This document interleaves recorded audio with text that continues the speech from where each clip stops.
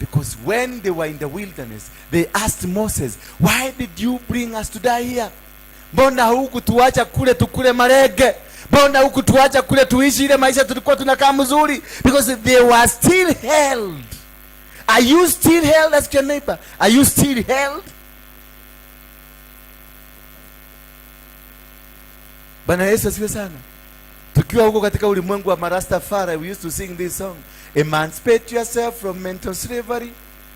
None but yourself can free your minds. No fear for atomic energy, because none of them can stop the time. For how long shall they kill our prophets as we stand aside and look? Those people are prophetic.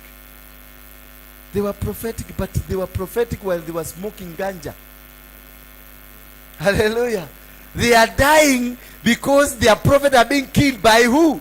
By smoking ganja. And they think the government inamaua. Sasa unavuta bangi, serikali imefuja bangi, imepiga marufuku bangi, na unapita South Town, unashikwa, unasema they are killing our prophets. Bwana Yesu asifiwe sana. Na wewe ndio umevuta kakitu, na unasema Mungu amekubalisha. Ja Rastafari. Bwana Yesu asifiwe sana. Until you come to realize yourself, to know that you are supposed to multiply and be fruitful, meaning you are a seed of God. And a seed of God is put into the soil for germination. Then once Adam and Eve waliwekwa kwenye shamba, they did that sin of disobeying the word of God. When they disobeyed the word of God, then a curse, the first curse, into the man came. Genesis 3 verses 17 and 18. Genesis 3 verse 17 and 18. Inasema hivi. Then to Adam he said, because you have heeded the voice of your wife, and have eaten from a tree of which I commanded you, saying you shall not eat it. That he heeded. So the first mistake we make is hearing from the wrong people. Bwana Yesu asifiwe sana. Hearing from the wrong voices. There are people who are voiceless, and there are people that got voice. Voice from God. But when you want to hear from anybody, when you want to hear from anything, and when you want to hear from yourself, and when you want to hear what you want to hear, and hear what you wanted to hear, then you make a mistake. God said, because you heeded from your wife, meaning there was a condition where he should only be hearing from. Where are you hearing from? Ask your neighbor, where do you hear from? Which voice are you listening to? What kind of a voice that is speaking in your life? The voice that is speaking into your life can attract a curse in your life or a blessing into your life. The kind of people, the kind of relationship, the kind of people you walk around with will make you succeed, will make you go down. You better know what kind of people you have in your life. What kind of people you have in your ministry. What kind of people you have in your business. What kind of people you are walking around with.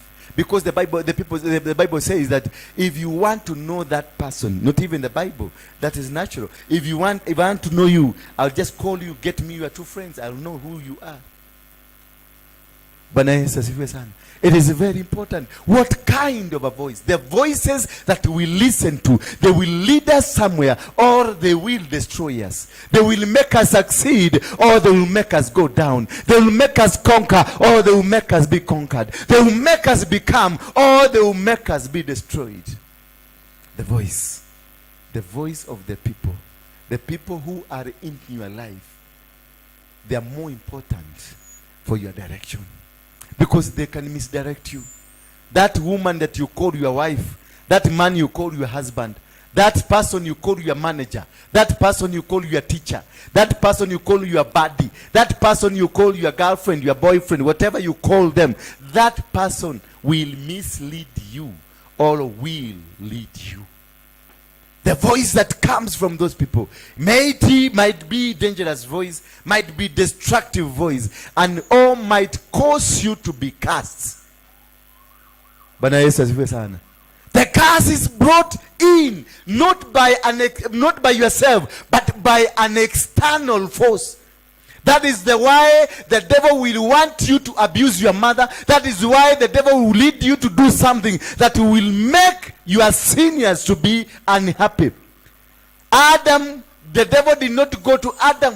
He went to somebody who was inferior to Adam, because he knew this somebody who is inferior is the one who is palpable to be liable to cause the damage he wanted.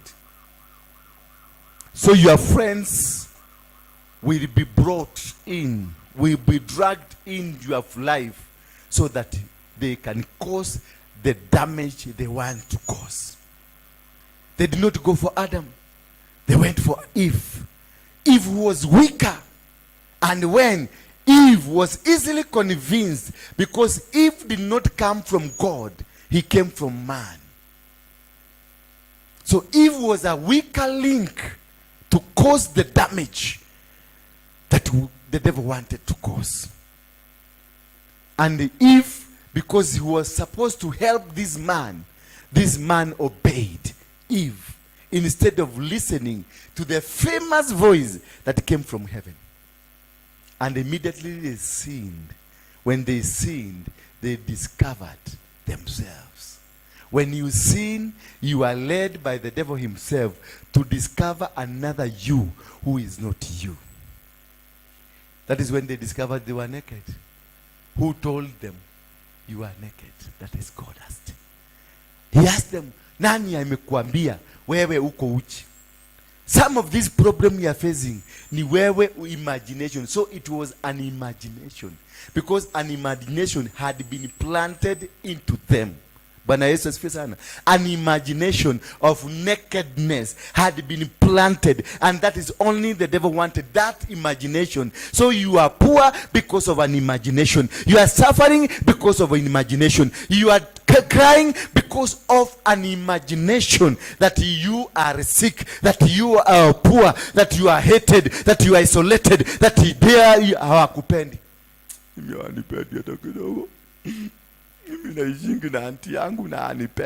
And the auntie was just talking to you. Alikuwa nakwambia hii tabia sitaki kwa nyumba yangu. Only that. Lakini kwa sababu umepandwa mbegu, auntie yako anakuwa mchawi, ndio aliua mama yako.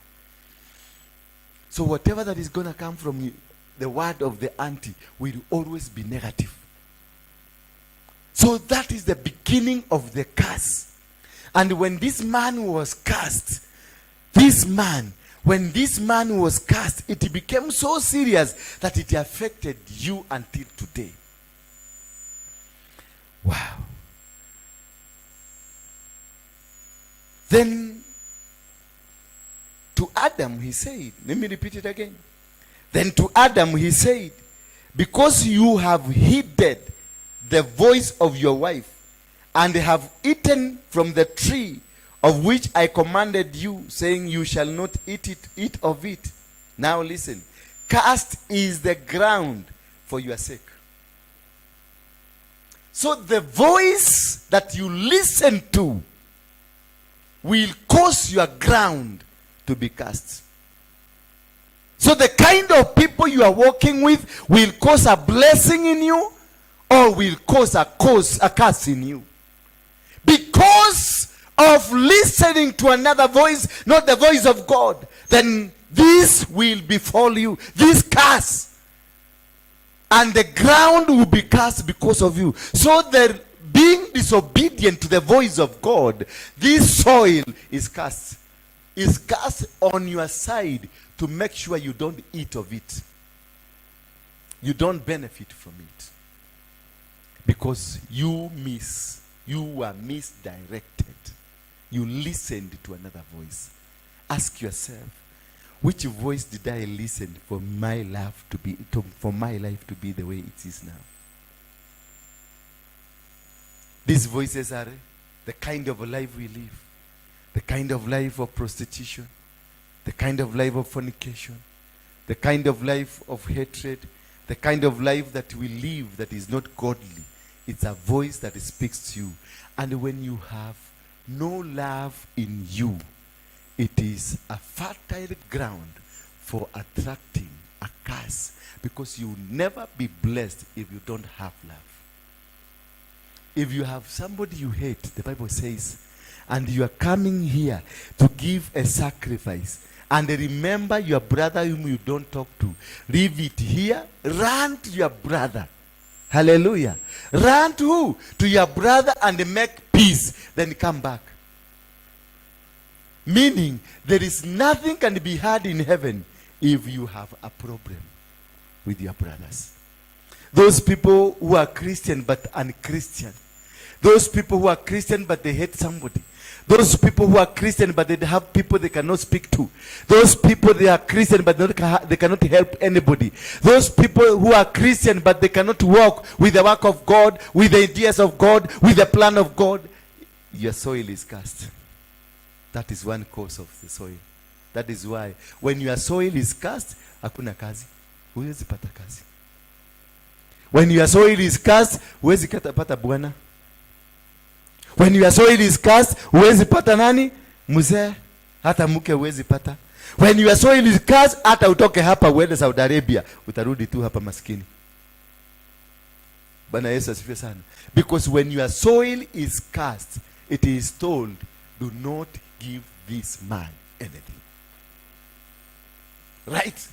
Jeremiah 22 verse 29. O earth, O earth, O earth, write this man down as childless. Write this man down as a man who will never succeed, until at a generation zake they will never succeed. Jeremiah 22 verse 29. A curse is pronounced over you because of disobedience. This was being spoken of Coniah, who was disobedient to God, who was disobedient to the word of God, who misbehaved and did wrong things to people. And therefore God, Jeremiah says, telling the soil that, O earth, O earth, O earth, hear the word of God. Hear the word of God. Write this man down as childless. Write this man down as a man who will never be productive. It is the soil that was spoken to, not the man. Can you read it for us? This John Brown is looking at me as though mimi nimetoka kwa Bible. Ujaisoma hiyo? Jeremiah 22 verse 29, chapter 22. Yeah? Someni haraka haraka. It says, simama. Kisoma neno na simama mami. Yes, hivyo. It says, O earth, earth, earth, hear the word of the Lord. Hear the word of the Lord. It is the soil inazungumziwa. Sikiliza neno la Bwana. Sikiliza, sio mimi Jeremiah, sikiliza ni Mungu amenituma. Ufanye nini? Go ahead. Thus says the Lord. Write this man down as childless. The soil is being told, write this man down. Imeambiwa soil, andika ndio usikuje kusahau. Bwana asifiwe sana. Iliambiwa andika, ndio hata kukikuja kitu kingine itakuta maandishi. That is the record. Keep this record that this man will be childless. What is being childless? Unproductive. Whatever you do in business, no production. Where umeajiriwa uko na mshahara lakini mshahara yako haikusaidii, childless. Whatever you do you don't give birth, meaning you are unproductive. Look at your life. Are you productive? Business wise, are you productive? Where you are working, yes, you are being paid a salary, but are you productive? Can you count? Can you show us, this is my salary? Na utupeleke kwa ground, utuonyeshe, this is what I earned last month. Hii ni matunda ya kazi yangu. Hii ni matunda ya kazi ile nimekuwa nikifanya. Do you have? Because this soil was told, write this man down as what? Childless. Kama mchanga imeambiwa, kwa Wakikuyu wanasemaga ogerodhorwo ni teri, ukataliwe na mchanga. Na ukimdika write this man as childless means that you will not be able to get a wife. You will not be able to get a husband. You will not be able to get money. You will not be able to drive a car. You will not be able to succeed in any field of your life. Nothing will come because it is written childless. Hauna production. There's nothing that can come out of you. Then what?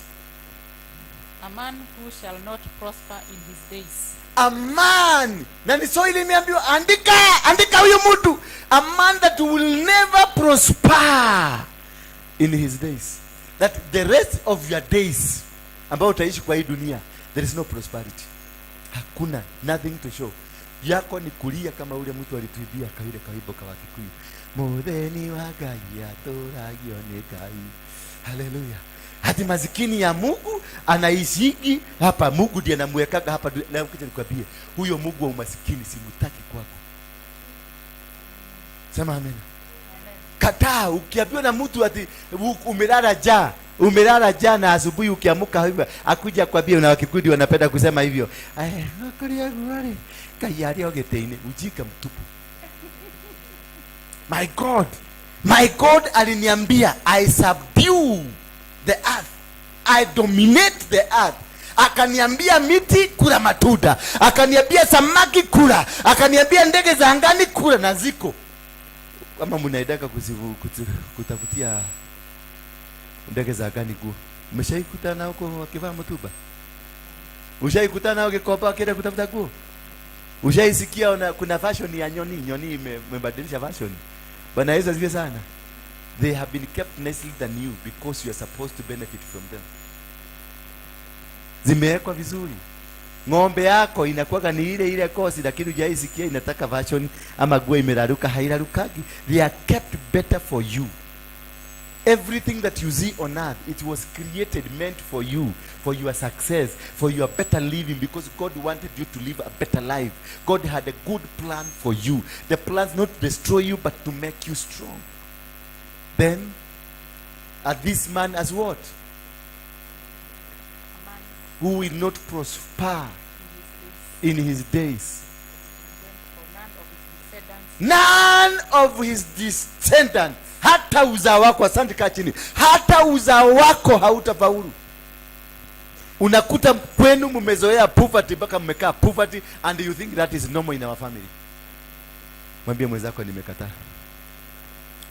Nimekataa kabisa. Mwambie nimekataa katika jina la Yesu Kristo.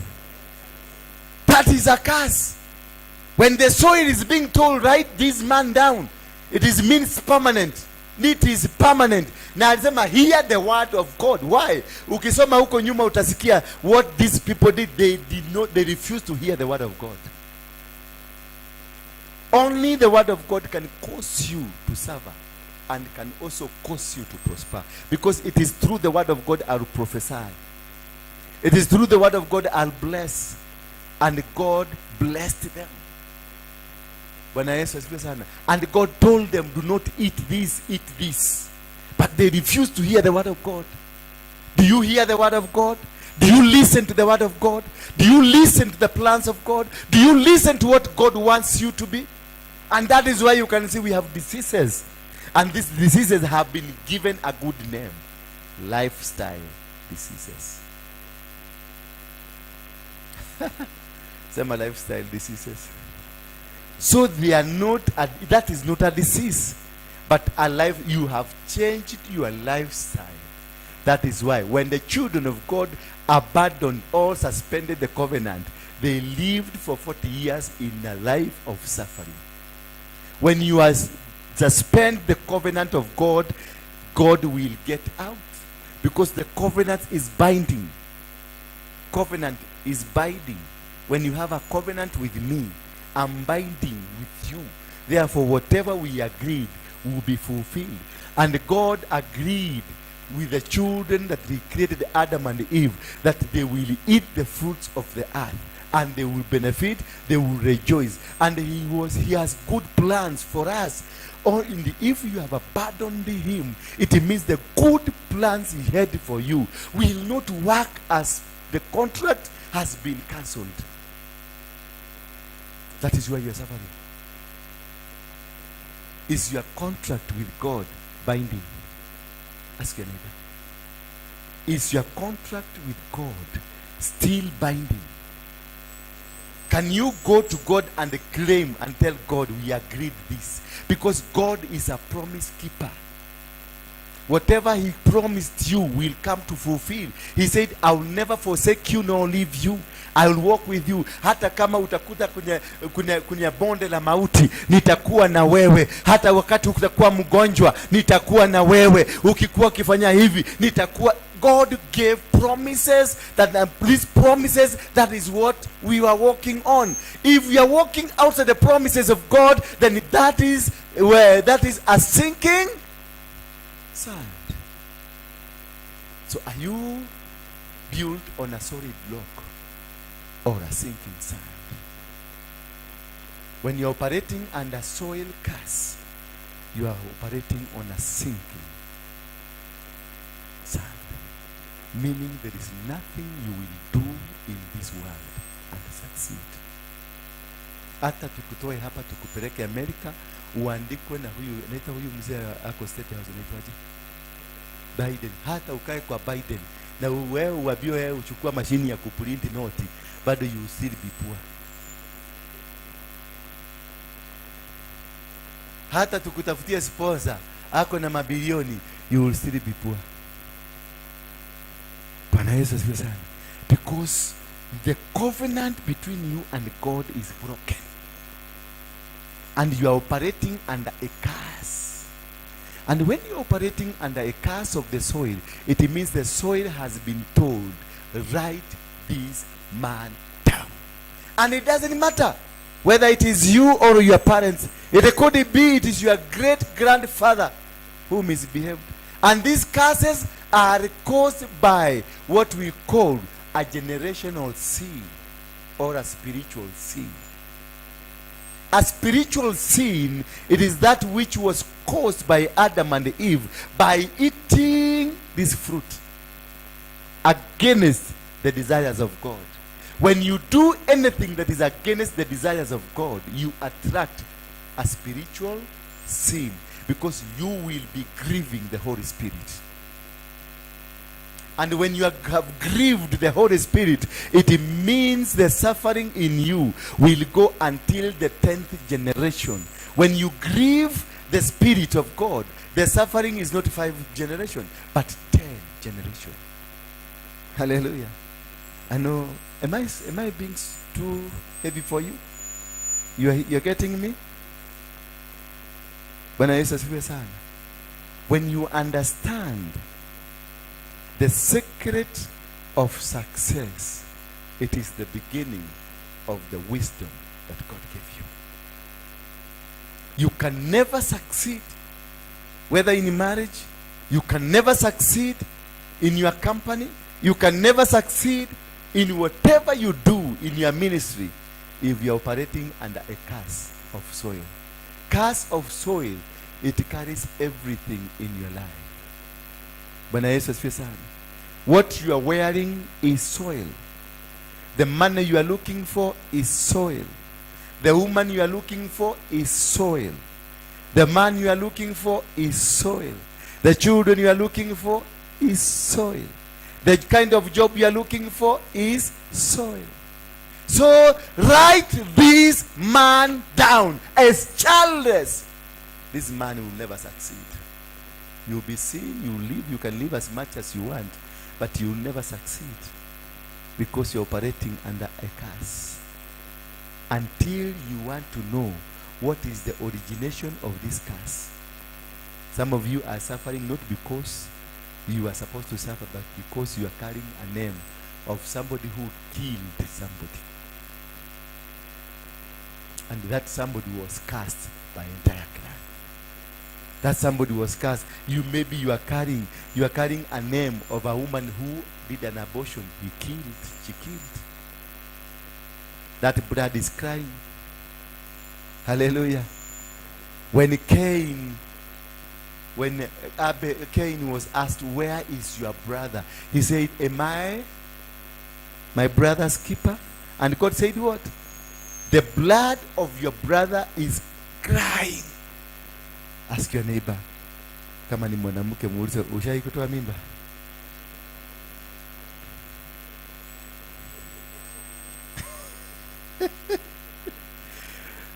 Najua si ajabu tukienda mbinguni ukutane na katoto kakubwa katakuita mam. Ukigeuka na wewe ni nani unaniita mam? Ni mimi yule ulitoa katupa kwa takataka. That baby is still crying wherever she is. Hiyo mimba ulitoa, it is still crying. It is a blood. That is why wachawi na waganga wanakuja wanaokota hizi mapadi zenu za wanawake. Kuna huge business now. Padi yako ienda tupa mahali, ruta kwa choo iende kabisa. Wacha kuiacha kwa barabara ikuje iokoto. Wanaokota wanapeleka kwa Freemason because they are working on that blood. Bwana Yesu asifiwe sana. So make sure even these pads zinaletwa kwa watoto wetu shuleni. Just nunulia mtu, kama una uwezo nunulia mtoto wako padi aende nazo. Kama una uwezo. Ingine tuombe tu, tuambie Mungu saidia. Kwa sababu hujui ni nani ame manufacture. Alafu hujui ni nani ameleta hii dough inaitwa Retoki, hujui ni nani. I'm not against the company. Hujui ni akina nani wameleta hizo dough wameiweka kwa choo. Hujui kule wanapelekaga, hujui ni nini wanaendaka kufanya. Hiyo ni damu, na damu ni uhai. That is your bloodline.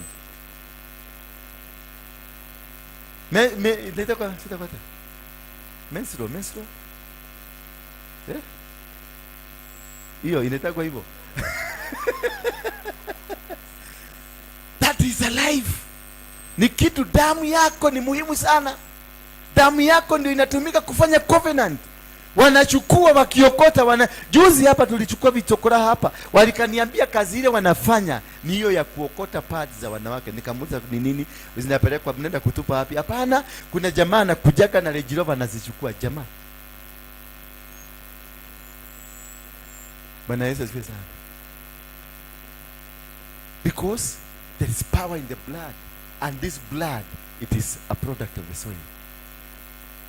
So it is a line that is meant to destroy you completely. And when they have said that you are going to be cast, you are remaining to be cast. Let's tuangalie kitabu cha Deuteronomy. Before we go to Deuteronomy, let me finish up verse number 18. What happens after you are cast? Cast is the ground for your sake. In toil you shall eat of it, and the days of your life, all the days of your life, in toil you shall eat of it. In toil you will struggle, because soil has been stopped from giving you anything. You will toil to get it. You will toil to get any product from the soil. And therefore it says, all the days of your life, it will be the days of struggle. You will cry. For it to get anything from it, you will have to sweat. You will have to make a real struggle. Both thorns and thistles it shall bring forth for you, and you shall eat. That is number 2 curse. Itakuletea mamigwa, inakuduka, thistle, thorns. Wherever you will go, you find the thorns of life. Ukiolewa, ukiwa kwa marriage, thorns of life. Ukiwa kwenye biashara, thorns of life. Ukiwa kwa huduma kama hii, thorns of life. In whatever you go, thorns will be all over. Utadungwa. Ukitoka uende America utadungwa. Ukitoka uende UK utadungwa. Hata ukienda Saudi Arabia utadungwa, because these are thorns of life. That's the products of curse of the soil. The struggle you are struggling now, the challenges you are facing now, the diseases you are facing now, it are the thorns of life that are causing you to have the pain because of the curse that was released. Because your ground was told never to give you anything. That is why you start anything or you get to a near success syndrome. If you have ever found yourself in a near success syndrome, where you tomorrow you are you are sure umeitwa and you are the only qualified in that pool. Ukifika hapo kesho unasikia yule manager ambaye alikuwa anafanyisha interview amepatikana na accident, kwa hivyo tutawaita siku nyingine. You are the cause of that accident because you have been written down as a man who will not succeed. So you will be reaching near hapo kwa mlango, but something in a stop. How many of you have ever found themselves in that situation that you are about to get it but inakuponyoka? You are about, iko karibu na mdomo lakini kigogo kinakuja kinaenda. This means unasikia kuna mtu amegojeka, mwenye alikuwa anafanya akuje asaini hiyo kitu amegojeka. You are the cause because kumeandikwa. Bwana Yesu asifiwe sana. Because kufanya nini? Kumeandikwa, this man will never prosper, and you are trying to get out of your dragnet. They will hold you, ama they will hold that person that is about to connect. That is your connector, and atakamatwa na njia ya ugonjwa, atakamatwa na njia ya accident, atakamatwa na njia ya confusion, atakamatwa. Something will just happen. Hata stima itazima, kusemekana computer zote they are not working. Na ukitoka wede unasikia watu wengine unqualified wamechukuliwa, na unasikia bado vakazi yako inatakaswa, na ukienda huko nakwambia vakazi ilichukuliwa. Haleluya. But unasikia ukienda kwa gazeti unasikia that same vakazi unabii ilichukuliwa, bado inatakaswa. You are operating under curse of the soil. That is why it is not giving you. That is why Nairobi imekukataa. Umeenda Kakamega ikakuwa even worse. Umeenda Uganda ikakuwa even worse. Umeenda America ikakuwa even worse, until this soil will now tell you come tukuweke hapa chini ukaage huko, kwa sababu you don't belong here. Chakula yako yote imeisha. Najua itakupatia ile ya kipendeleo, ile unaonaga mtu na hurumia mtu na mwambia wewe kula hii 200. Kesho tena ukuje uniombe 200. Si nitakupatia? Kesho kutwa uniombe tena 200. Nitakupatia kweli? Hapana. Nitaanza kukuhepa, nitaanza kukwambia kaa hapo na kuja. Nitaanza kukwambia kaa hapa na kuja. Kaa hapa na kuja. Because sasa unimeanza kufanya kazi ambayo sio yangu. So hii soil itakupatia tu chakula. Imeambiwa iandike, lakini inakuhurumia, inakupatia tu chakula. Kuna mahali utasema no. mimi nasikiliza mdozi ameniambia nisikupatie. Ushaenda ukakuta watchman pale kwa mlango anakuibia alafu anakuambia wewe, mimi sitaki stori zako, wewe usikuje hapa kesho utaniharibia kazi yangu. Hivyo ndivyo soil inakwambiaga, wewe sitaki stori yako. Sasa inakumeza, inakwambia kuja tukaage na hapa chini kuna chakula huko chini. Kumbe inakupeleka huko ina kitu kingine inaitwa mchwa, inakuja inakula wewe. Bwana Yesu asifiwe sana. Huyu mama ameniangalia na huruma, ni kama ile maneno anapitia ni magumu. Ukata. Yes.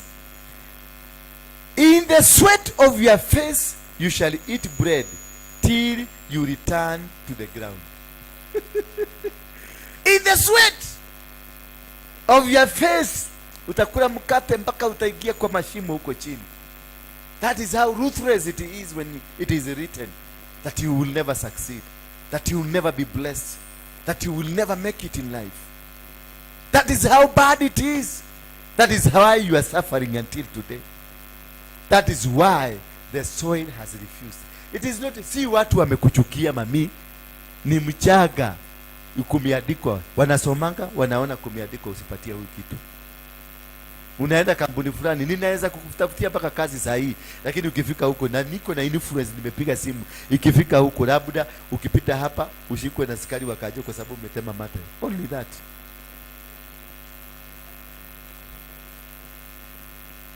Na hapo mbele yako kuna mjamaa anakojoa na hamuulizi, lakini we mate yako inakushikwa. Na unavukiwa, na unakaa wiki 3 jela. Ukikuja unapata hiyo kazi ilienda. Walikugoja huko mpaka walijida huko kwa nje wakisema, Jackson Kimani, nani anaitwa Jackson Kimani? Nani anaitwa Jackson Kimani? Jackson Kimani sasa amebebwa na kajo anaenda hivi. Because kumeandikwa huyu jamaa sipatiwe kitu. Na kuna mtu anataka kurukisha wewe uende ukapatiwe. Inasema no. No, I can't. Uswahili ina obey. Swahili iko na mdomo, sema iko na mdomo. Swahili iko na kichwa, sema iko na kichwa. Na inasikiaga. Hallelujah. Mchanga kama ilisiabiwa. It is only God who can come and he change you. That is why the servant of God was involved to send this message. Hear the voice of God. See, thus says God. Sikiliza. Hakusema thus says God, alisema hear. It is not me. Hear. Hata mimi ninaogopa. Nikijaribu kutosema hivyo, hata mimi nitaabiwa ni hivyo. Hear the word of God.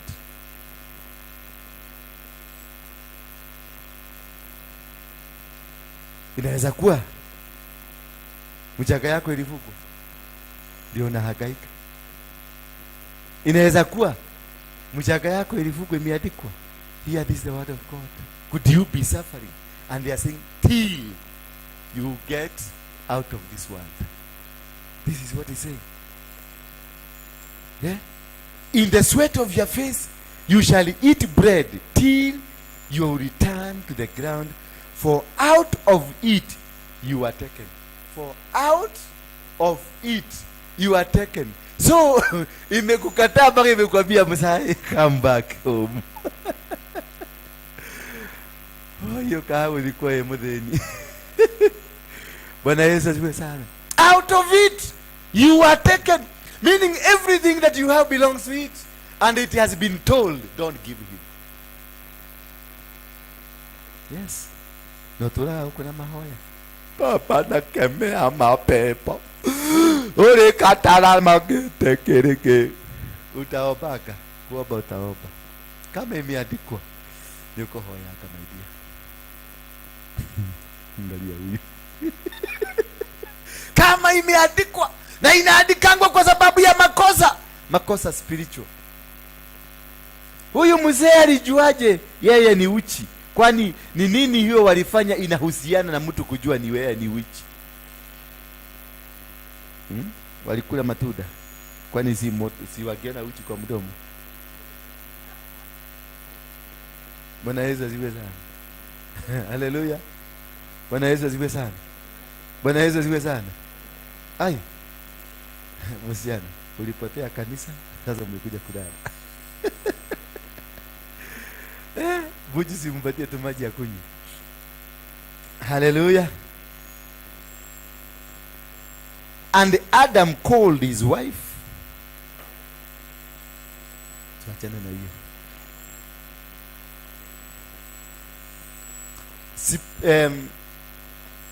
Seed that you are is a representation of the gospel.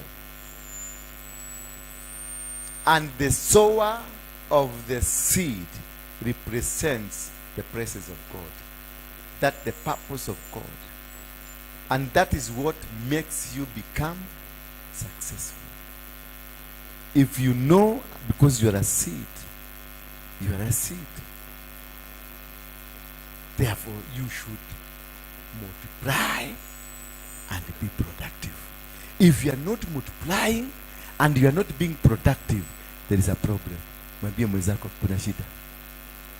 Mwangalie kwa macho tu, mwambie kama hiyo maneno tumeambiwa ni unapitia, kuna shida. Wacha tuangalie sasa, when under a curse, what happens to you? Tufungue kitabu ya Deuteronomy.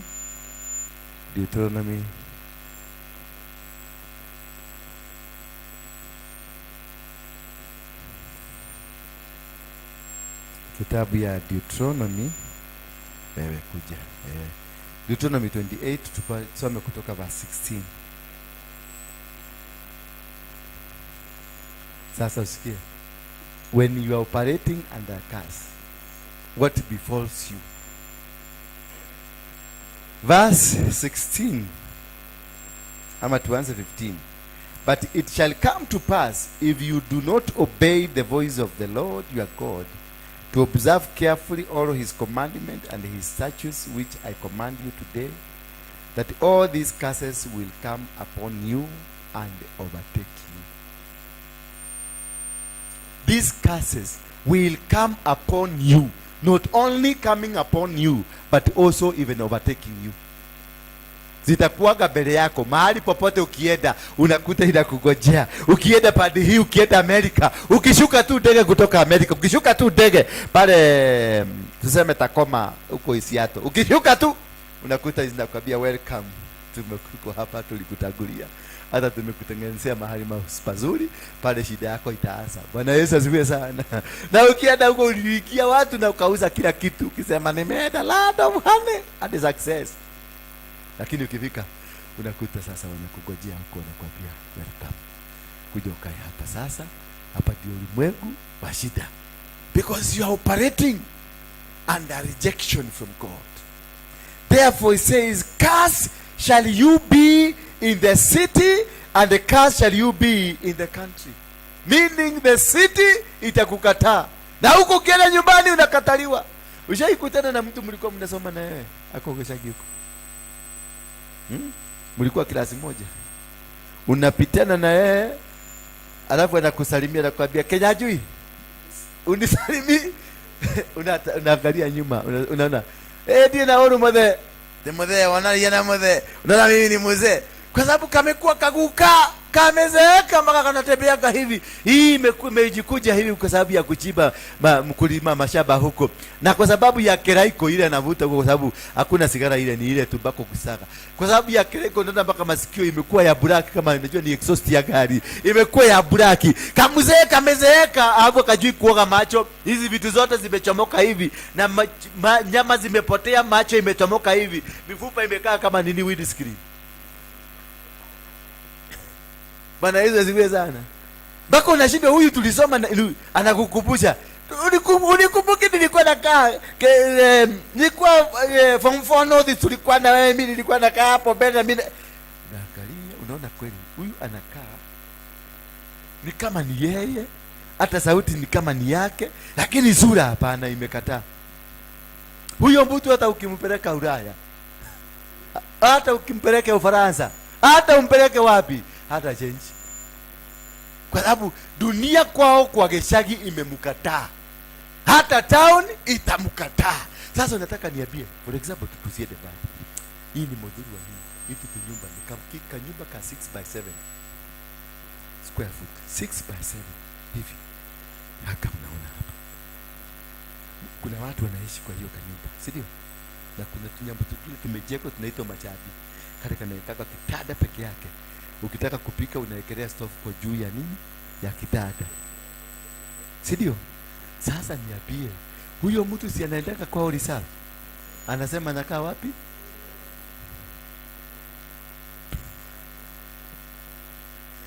Sasa ilikuwa difference gani atoke huko akuja kae kwa machabi? Si angekaa tu nyumbani. Nairobi inakukataa na kule nyumbani kumekukataa, because you are operating under what? A curse. Na mtu mlikuwa anasoma kimutu kile, ulikuwa una shida shule, wewe ulikuwa na A unapata A unakaa hapa, na kimutu kilikuwa kinapata D, hata kilikuwa mnajua huyu lazima ni D, unamkuta na kile jiroba akitembea na kile jiroba mpaka unashaka, kwani huyu Mungu anakuaga aje? Yaani ushaikutana na mtu mpaka unauliza huyu Mungu kuna jamaa mwingine nilibeba, tulikuwa tunasoma, anaitwa Dirago, tulikuwa tunasoma na yeye, si lakini si yule Dirago alikuwa hapa. Dirago tulikuwa tunasoma na yeye shule Moro Secondary School. Sasa huyu Dirago tulikutana na yeye, nilimbeba na kile kigari kiako, akaniuliza, lakini niambie, ulikuwa ni wewe unakuaga nani? Nikamuuliza kwa nini? Kenya hii unajulikana, tulikuwa klasi moja na mimi mpaka kwetu Moro, si watu wengi wananijua. Ako huko ni makaka mpaka wa leo ni makaka. Sasa mimi nimekuwa role model wake, na tukiwa shule baba yake alikuwa tajiri huko. Baba ndiye alikuwa naiba maswiti, alikuwa tajiri. Najua baba yako akiwa na duka ni tajiri. Ndiye alikuwa naiba maswiti na mandazi. Mama yake alikuwa anatengeneza mandazi, na baba alikuwa na kaduka ka kioski. Sasa alikuwa anatuibia mandazi na kioski na maswiti anatuletea. So alikuwa tajiri shuleni. Lakini mpaka wa leo yako hajawahi julikana beyond compound yao. Bwana Yesu asifiwe sana. Mimi nilipokuja Nairobi na nilikuwa Dinokio tu kule kwa shule, sikuwa mtu wa maana sana. Nimekonka dunia mzima, hakuna mahali dunia sijulikani. So it does not mean eti kwa sababu umesoma sana dunia imekukubali. Hapana, dunia kama imeandikwa ikaambiwa hapa huyu mtu simpatie chakula, my brother, it doesn't mean, it doesn't matter who you are or what you are. You shall suffer in the village and you shall suffer in the city. Number 2, kazi number 2. Sasa unataka kukwambia kama unataka kujua you are operating under a curse, ukijipata hapa ujue hiyo ni kazi inakukula tu. Na ulisikia dunia ilisemaje? Utapelekwa huko, ikumeze ikuweke huko chini. Ndivyo dunia imeambiwa, sio mimi nimesema, si ni Biblia tumesoma. Dunia imeambiwa hivyo. Huyu mtu mkimwona amekaa sana na hakubariki, mweke mahali na stahili. Verse 17. Curse shall be your basket and your kneading bowl.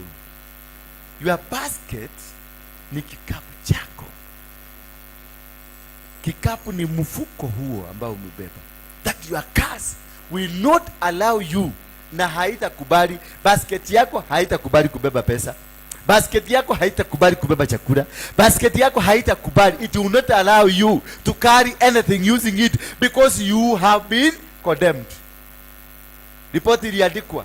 Na kama ripoti imeandikwa, kila kitu utaenda kuweka pesa kwa mfuko, pesa inakwambia pana. Unasikia mfuko ilitoboka na pesa ikaanguka. Ushaiporwa pesa, unaibiwa, umelipo kama mshahara ka 14,000. Kanatolewa pesa, hizo zote zinatolewa tu, na unashangaa alijuaje? Kwa sababu alikata tu na kawebe pale pesa ilikuwa.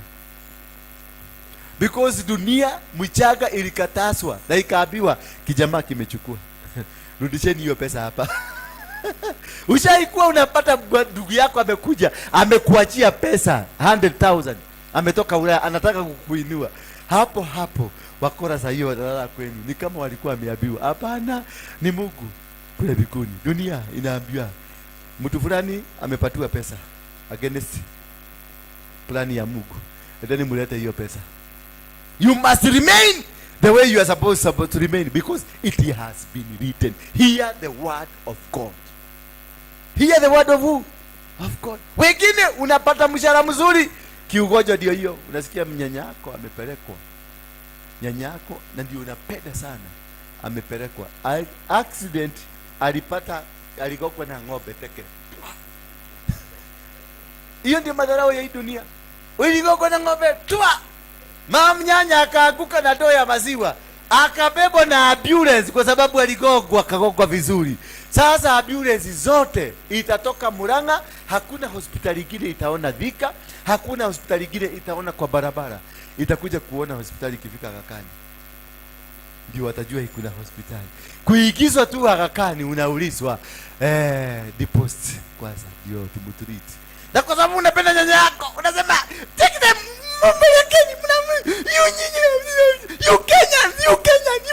you can't see she's sick. Peleka. Anaambiwa mama tulia. Deposit enda pale. How much is this? How much I have money. Kumbe ni tule tu pesa ulipatiwa 1 million. Lazima tuende. Kwa sababu it is being held illegally in your hands. Hiyo pesa imekuwa mkono yako illegally. Unasikia deposit weka 400,000. Haraka na kipoji kwa sababu ziko. Haraka na hiyo plot. Na hiyo ulikuwa umepangia kwenda kwa ule mama plot maguta. Ulikuwa hata umepiga simu ya pesa unaenda kulipa kesho. Kakitu kanatoka pia, because you are not allowed to own a piece of land. Wewe ndio umesababisha nyanya yako akapigwa. Kuna watu wengi hapa mmepigisha watu wengi. Watu wengi hapa ndio naonanga I'm very careful. Nikitoa pesa yangu nikupatie, I'm always very careful. Very careful. Ama nikusaidie. Unaweza kuwa uko na battle umeandikwa write this man down, umeandikwa wewe usikule kitu ya mtu alafu mimi nikifanya kazi ya Mungu. Hapana, siwezi mami.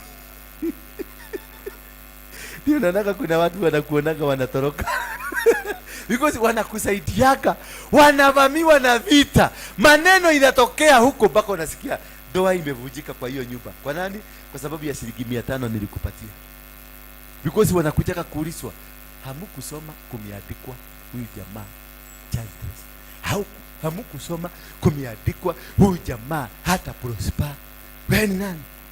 Joshua amegogwa. Unaenda unalipa nini? Unalipa 400,000 haraka haraka ndio Joshua atibiwe. Kunasemekana lazima aekwe kwa mashini. Na hiyo mashini ni 200,000. Sasa ameanza tulipe. Ile ni deposit. Ile ni consultation fee. Unaambiwa sasa mashini imeanza kufanya kazi. Kwa sasa hiyo amegogwa na sasa lazima oxygen. Na oxygen lazima wampeleke kwa nini? IDH ni IDH ya maneno kwa nini? Eh? Tia hiyo ingine. Eh? Kuna ICU na hiyo ingine. HDU ni gani kubwa? Ni gani kali? Ni HDU. HDU ni ya kwenda ukiendaga. Ni ICU. Sasa kuwekwa HDU masaa 4 peke yake unasikia 200 zimeenda.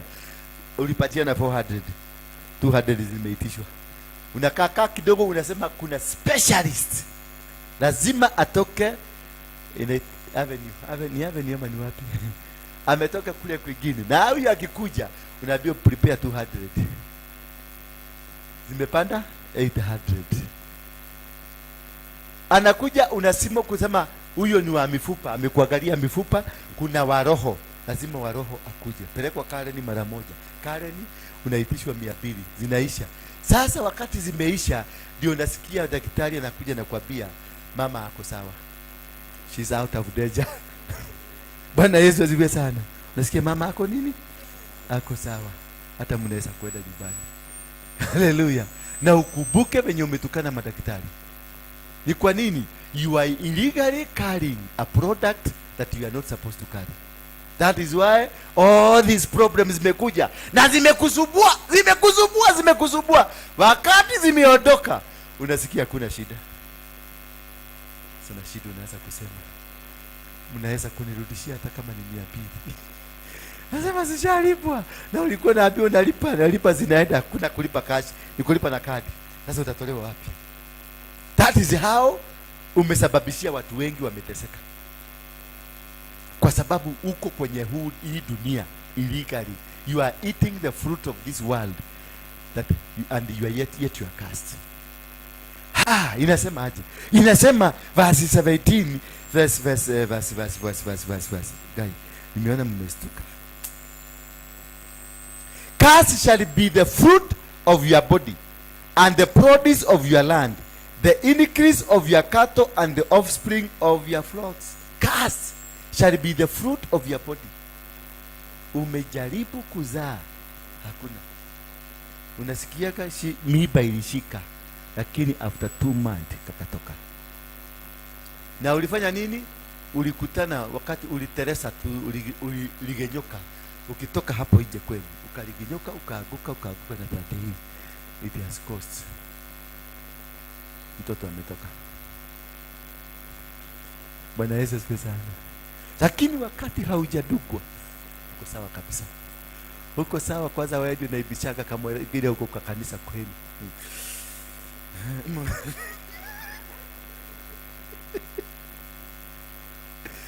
Saa ile umeshika kamiba tu kameikia. Ndio mzee na kunywa kipombe. Amepitia kamweredo fulani hapo. Kulikuwa na circumcision ceremony, akakula mlati. Alikuja akaona mkiwa 6 mpaka anatembea hivi. Anakuuliza, kubafu wewe, chakula iko wapi? Unaenda kumwekea unajua sahani huko ni zile za plastiki ama zile za mabati. Na kule walikuwa kula kamulatina ni sahani ya kaulo. Sasa anakuja anaona nani? Hii sahani ndio anakulia kila siku. Iko hiyo. Kubafu chakula hii chakula yako. Kasahani kanakuja kanakugonga. Asikia mtoto ameteremka.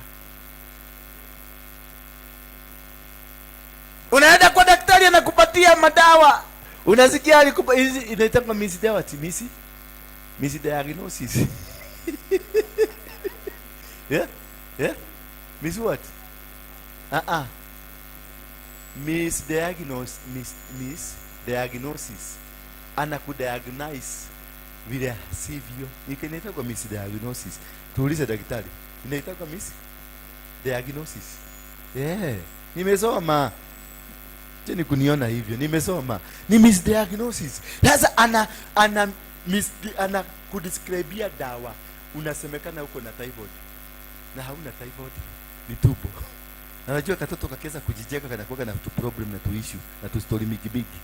Mara unasikia umekunywa hapa, mara unasikia hapa ni uchuku, mara unasikia kuchoka, mara unasikia kusweti. Sasa unaenda unakutana na Dr. Kennedy hapa nje. General practitioner. Na madaktari hawa wote general practitioner.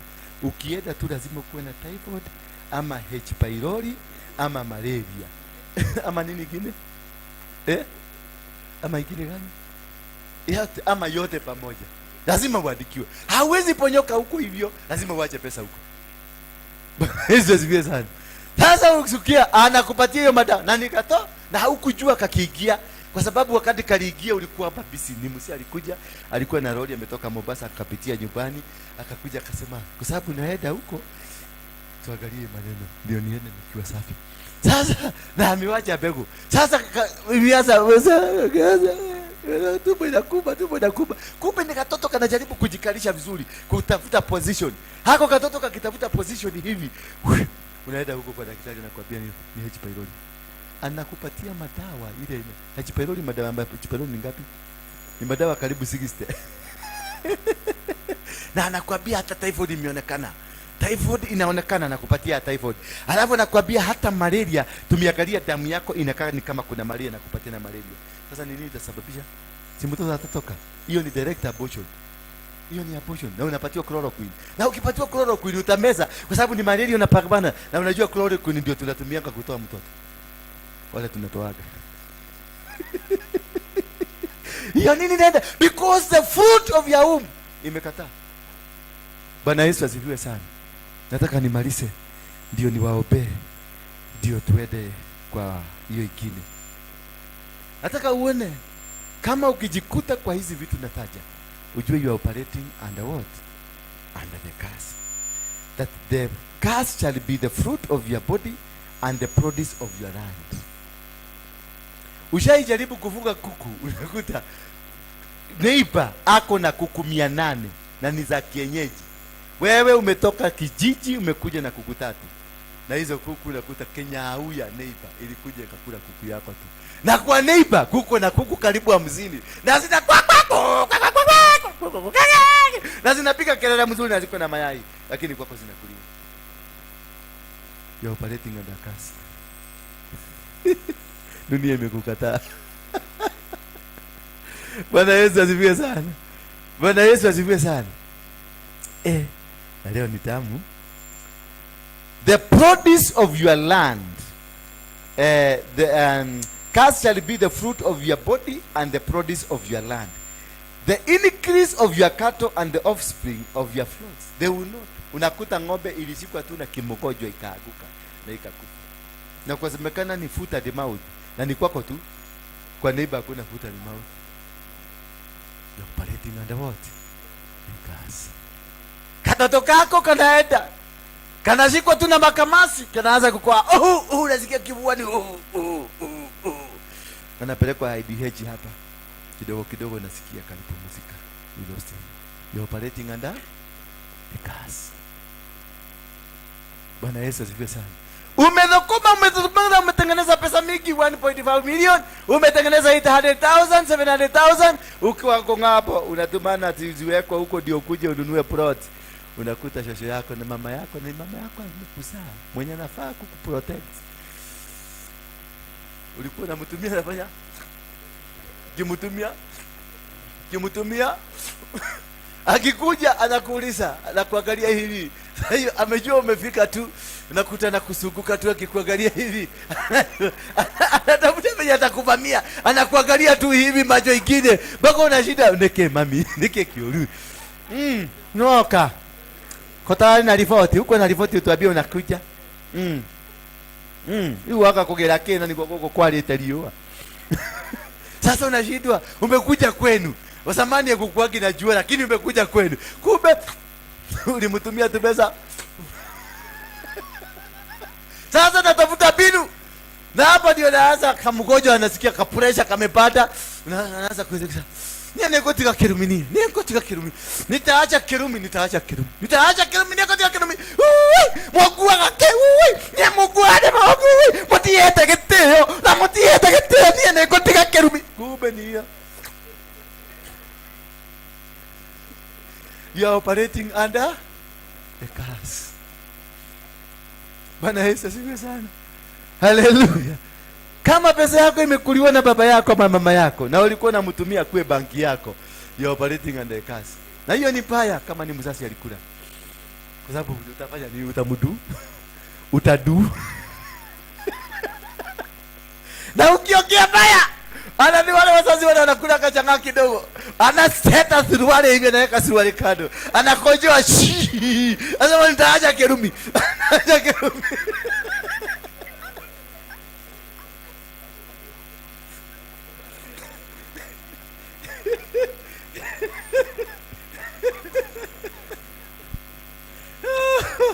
Oh my God. Hii maneno ni moto. Ujue ukiona mama yako amebehave kama mnyama, una operate ya diecast. Ukaona ndugu yako, umetumia mama yako, ukaona amekukula, ukaona ucheji uende kwa dada yako. Na dada yako amekula, atakwambia tuweke kuna kaproti nilipata mahali, wacha tuanze ku deposit huko. Wakati wa kukuja kuitisha kaproti, ndio utajua ujui. Sasa ndio umetuletea umalaya yako kutoka huko umetoka. Sasa unatusua unaitwa mara, unaitwa ndio uzushe. Ukizushe wanakuinukia familia mzima. Kwa sababu familia mzima ilikuwa. Unarudi tena huko Saudi Arabia.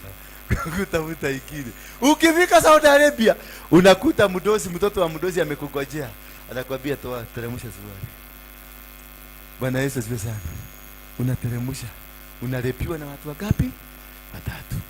Hapo unasikia ukimwi umekuja. Shida ingine imekuja. Hapo unasikia sasa rudishwa kwenu. Na huko Arabu huko, ukienda kwa Arabu upatikane sasa na hiyo shida kidogo, wanakudugaga shidano ukifika hapa lazima ukuve in 10 hours. Lazima. Bwana Yesu asifiwe. Because you are operating under the curse. Nani kirumi? Hiyo yote inataja ng'ombe, inataja mifugo, inataja nini? Kwenda mahali, kwenda town na kwenda wapi? Ni soili. Haijagusha gari, inagusa soili. Mauria. Ushainyang'anywa pesa yako mingi, umedokoma. Ukanyang'anywa ukapelekwa mpaka kotini.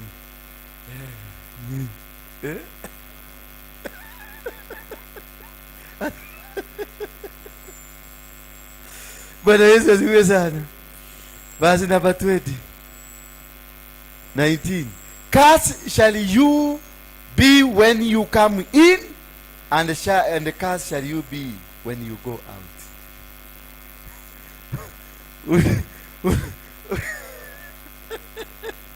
Yaani hakuna kwako kuzuri. Umeingia Nairobi, kitu ya kwanza kuliusa tubusi kutoka nyumbani. Kitu ya kwanza unapita tu barabarani, unakuta wale wasee, hii ni ya pesa.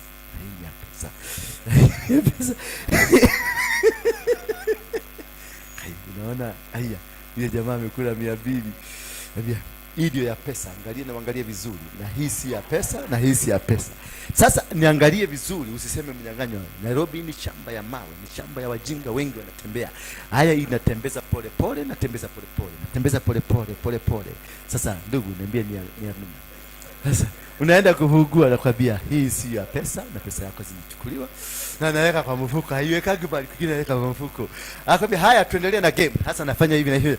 Hii ni ya pesa na hii ni ya pesa.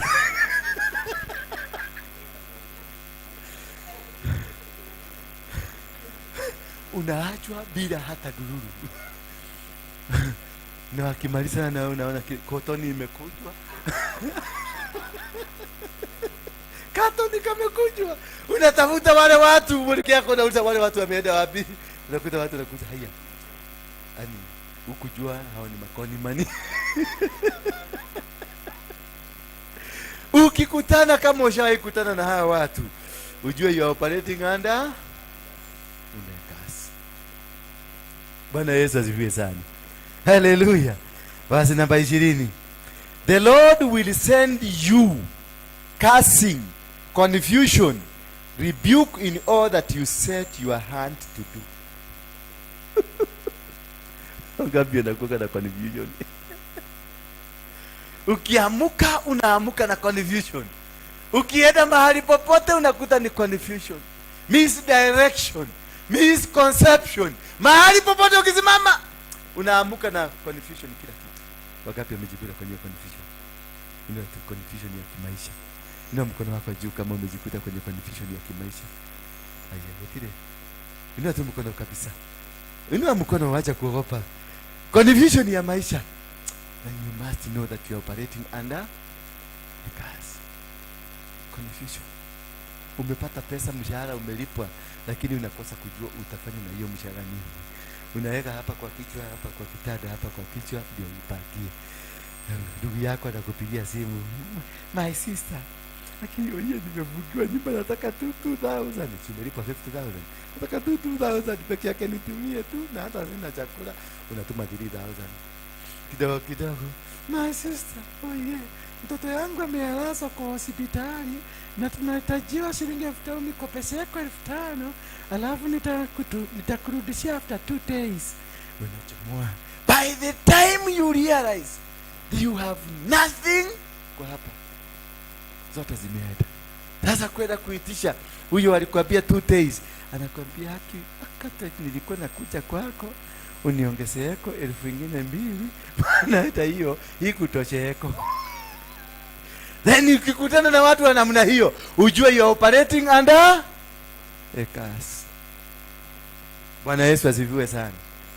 Hallelujah. And this curse ya number 20 nasema the Lord will send you. It is the Lord. Cursing, confusion and rebuke in all that you set your hand to do, until you are destroyed and until you perish quickly because of the wickedness in your doings which you have forsaken me. It is because of the wickedness that is operating in you, and you will be perished very fast. Ndivyo inasema, very quickly. Unakuta mtu mlimwacha last year ako na mali mpaka mnashangaa, lakini unakuta na kwambia anakaaga kwa bar akigojea wale wanakuja diwanunue. Ameshika chupa mpaka hiyo chupa imekuwa moto. Ameshika glasi mpaka unasikia hiyo glasi inaweza kuchamcha gedeli. Ni joto, ameshikilia tu hivi. Bwana Yesu asifiwe sana. You are operating because of your wickedness. Ile mambo unafanya, ile kumsengenyo na kuaga, ile usherati uko nayo will cause you to perish very quickly. Bwana Yesu asifiwe sana. So this kind of life we are living, a life that is not genuine, a life that is full of hypocrisy, will cause you to perish, will cause you to be destroyed in Jesus' name. But today tumekuja hapa to renounce these things, tusema hapana hiyo maadishi, tuzungumzie mchaga, kwa sababu ilikuambiwa, iliambiwa, tulisoma imeambiwa write this man down. Today I want to tell this mchaga, write this man down, atafaulu. Write this man down, atakuwa na watoto. Write this man down, atatajirika. Write this man down, atainuka. Lakini we must repent.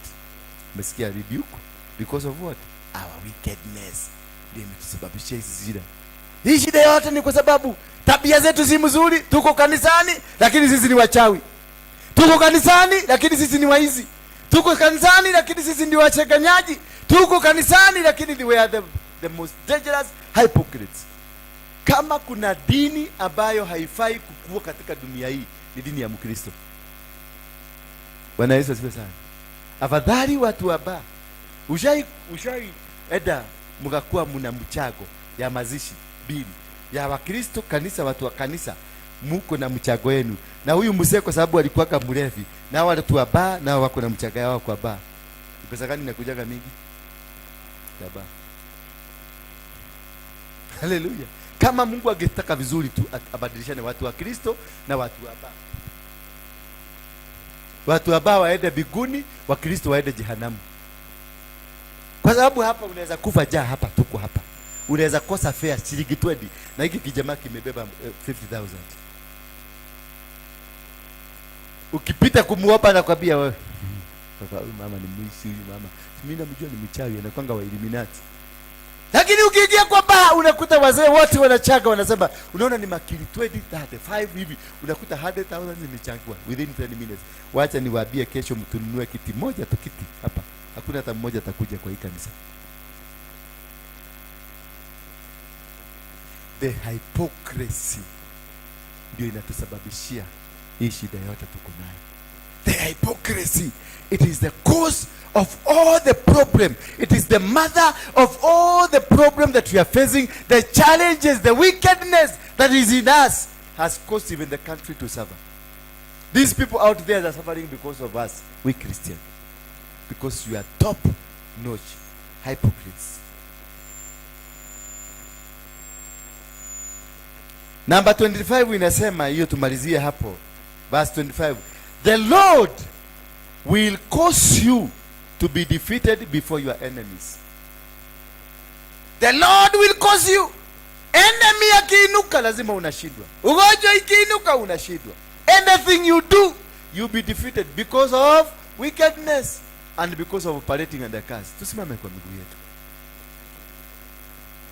Jipeleke, nataka mtu ajitayarishe.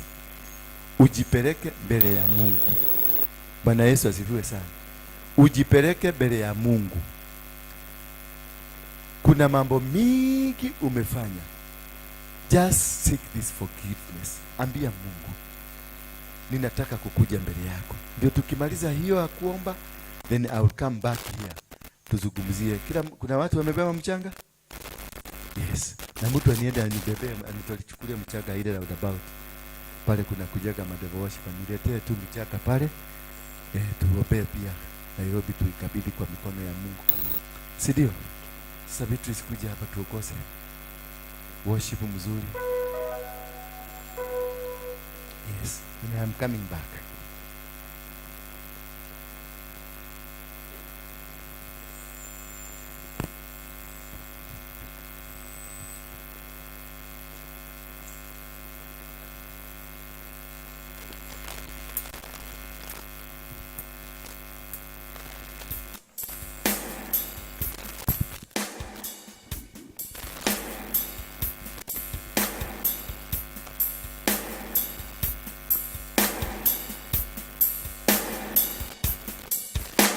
Tumwabudu Mungu. Tumelemewa neno la Bwana. Umejua zile laana ambazo zimefanya maisha yako yakawa jinsi yalivyo. Tunapomwabudu Mungu, tunapoingia kwa sehemu ya kuombewa mchanga, kwa wale ambao wamekuja nayo, natumai ya kwamba kuna milango ambayo itafunguka, kuna mambo ambayo yatabadilika, na Bwana wetu Yesu atawatenda mema.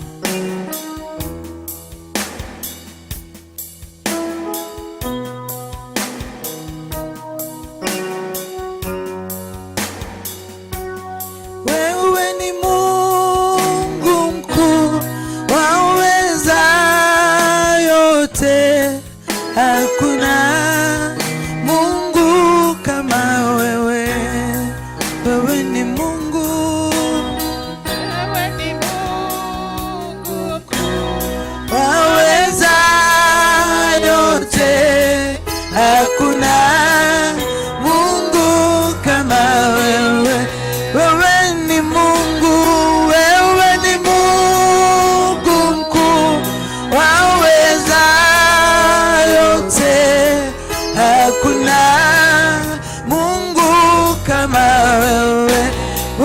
ni Mungu, wewe ni Mungu mkuu, waweza yote, hakuna Mungu kama wewe, unatenda mema, wewe ni Mungu mkuu, waweza yote, hakuna Mungu kama, wafungua waliofungwa, wewe ni Mungu mkuu, waweza yote, hakuna Mungu kama wewe, wewe ni Mungu, wewe ni Mungu mkuu, waweza yote, hakuna Mungu kama, anaweza, anaweza Bwana, anaweza, anaweza Bwana, anaweza, anaweza Bwana, anaweza, anaweza, anaweza, anaweza Bwana, anaweza, anaweza, anaweza Bwana, anaweza, oh, anaweza Bwana, anaweza Bwana, anaweza, anaweza, anaweza Bwana, imba tena, oh, anaweza, mwambie Mungu anaweza, anaweza, anaweza, oh, anaweza, anaweza, anaweza kubariki huyu Mungu, anaweza Bwana, imba anaweza, oh, anaweza, imba anaweza, anaweza, oh, anaweza, oh, huyu anaweza, anaweza, anaweza kuinua huyu Mungu, anaweza, oh, anaweza, anaweza, mwambie anaweza, mwambie Bwana anaweza, anaweza, anaweza, anaweza, anaweza Bwana Yesu, anaweza, anaweza kufungua huyu Bwana, anaweza, mwambie anaweza Bwana, anaweza, anaweza Bwana Yesu, anaweza, anaweza, anaweza Bwana, anaweza, anaweza, anaweza, anaweza kukomboa kwa laana zote, anaweza huyu Bwana, anaweza, ana nguvu na uwezo, anaweza, mwambie anaweza, anaweza huyu Mungu, haleluya, haleluya, anaweza, anaweza, oh, anaweza Bwana Yesu,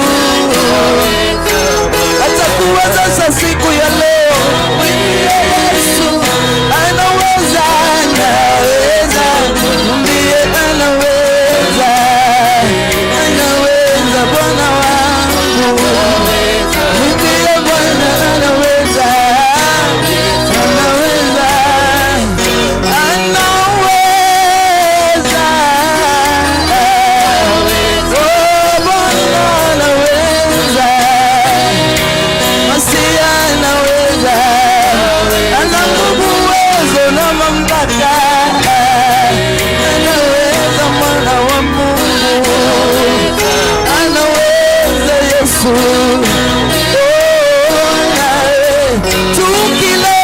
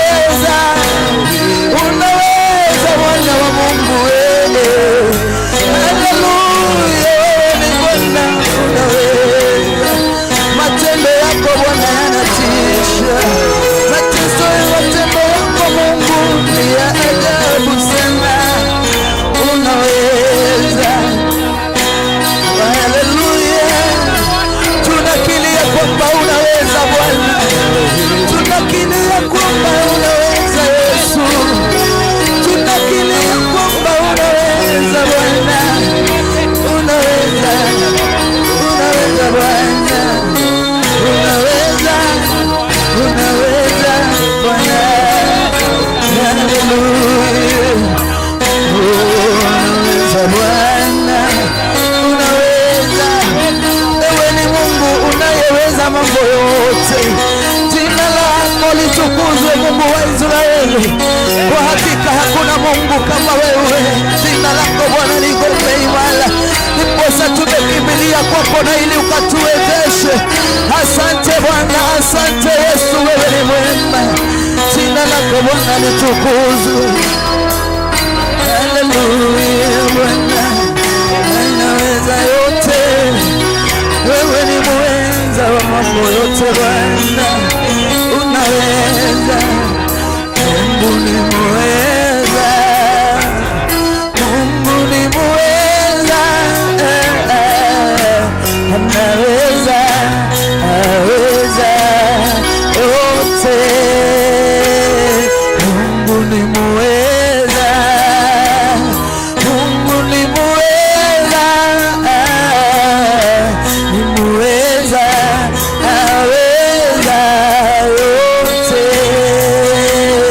Mungu ni muweza, Mungu ni muweza, ni muweza, aweza yote. Mungu ni muweza, Mungu ni muweza, ni muweza, Mungu ni muweza,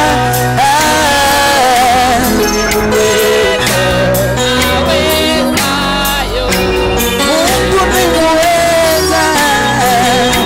Oh, hallelujah. Ni muweza, aweza. Nasema anaweza. Mungu ni muweza, muweza. Mungu ni muweza, ni muweza, aweza.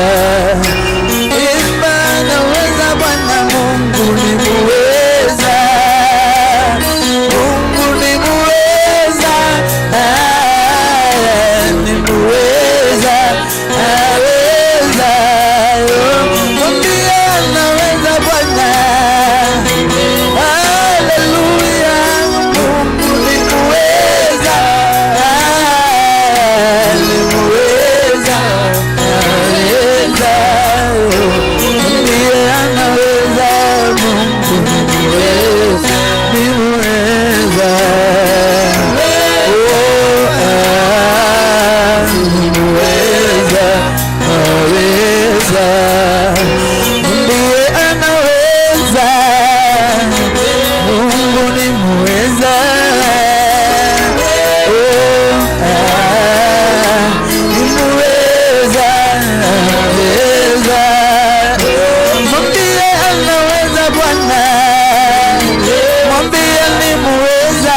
Mungu ni muweza, ni muweza, aweza. Kwa hakika anaweza. Mungu ni muweza, ni muweza, ni muweza Bwana, ni muweza, aweza. Afungua waliofungwa. Mungu ni muweza, ni muweza. Mungu ni muweza, ni muweza, aweza. Ndiye anaweza Bwana, ni muweza. Mungu ni muweza, ni muweza, aweza. Bwana anaweza. Mungu ni muweza, Mungu ni muweza, ni muweza, aweza. Atatuwezesha leo. Mungu ni muweza, ni muweza. Mungu ni muweza, ni muweza, aweza. Tutawekwa uhuru leo. Tunatangaza ushindi. Ni muweza, ni muweza.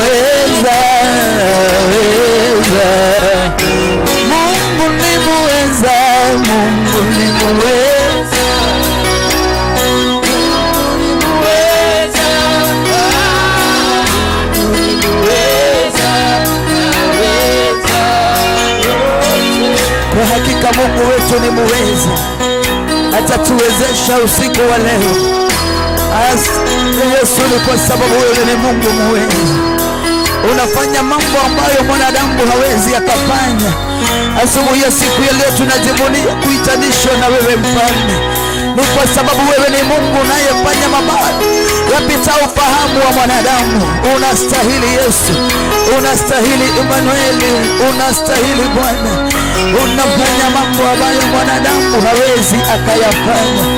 Haufananishwi na kitu kingine Bwana.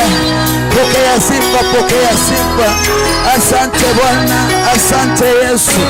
Wewe ni mwema, wewe ni mwema. Unafanya mambo ambayo mwanadamu hawezi akayafanya.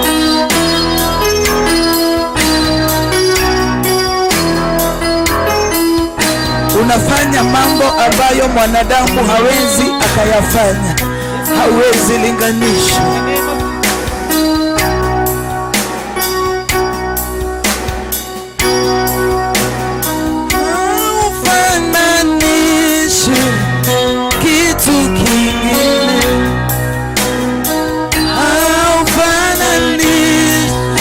Mungu hawezi fananishwa. Yale amekusudia kutenda usiku wa leo hakuna mtu awezaye kuyatenda. Huyu ni Mungu, hawezi badilika kamwe. Nguvu za Mungu hazijawahi punguka kamwe. Mwambie Mungu, natamania kwamba usiku wa leo utanitendea mambo ambayo moyo wangu umeishi kutamani kwa siku nyingi. Utafungua njia ambazo Bwana nimeng'ang'ana siku mingi zifunguke, lakini usiku wa leo ni kwa sababu ni neno lako limesema ya kwamba nitafunguliwa usiku wa leo. Asante Yesu, asante Bwana.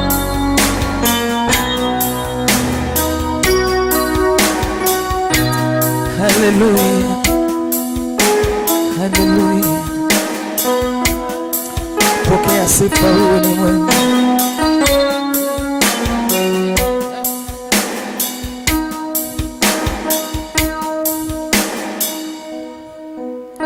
Haleluya. Umesunguka siku mingi, umetaabika siku nyingi, lakini siku ya leo kuna milango Mungu atafungua, kuna njia Mungu atafungua. Kuna laana Bwana ataondoa maishani yetu, na maisha yetu yatabaki kuwa vile tena. Asante Bwana, asante Yesu.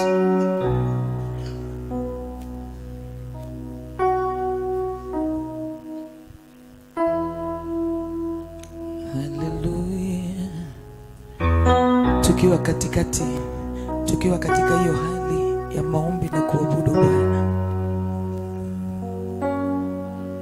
jinsi vile tumefundishwa kuhusu laana ambazo zimekuwa zikikalia na zimekalia maisha yetu na maendeleo yetu. Najua ukiwa mahali hapo umejua ile kitu ambayo imeishi kusababisha shida maishani mwako. Kwa nini ukiweka biashara haiwezi kafaulu? Kwa nini ukiingia kwa ndoa haiwezi sema? Sijui kama naomba moyo wako uko tayari kufunguliwa kutokana na zile laana. Usikubali kutoka mahali hapa jinsi ulivyoingia. Usikubali kutoka mahali hapa na zile vifungo ambavyo uliingia nazo. Kubali kufunguliwa na Bwana. Kubali kujiachilia kwa huyo Mungu. Huyo Mungu hawezi fananishwa. Mungu wetu hawezi akatoshanishwa na kitu chochote. Mungu wetu ni mwema na ni mwaminifu. If only we go to him through prayers, we will be delivered today. Praise the name of the Lord.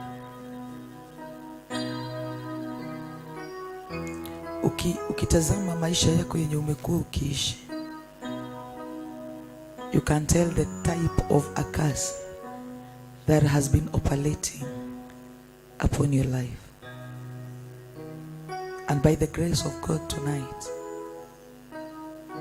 we will be delivered. By the grace of our Lord Jesus Christ, we will be set free and we will be saved.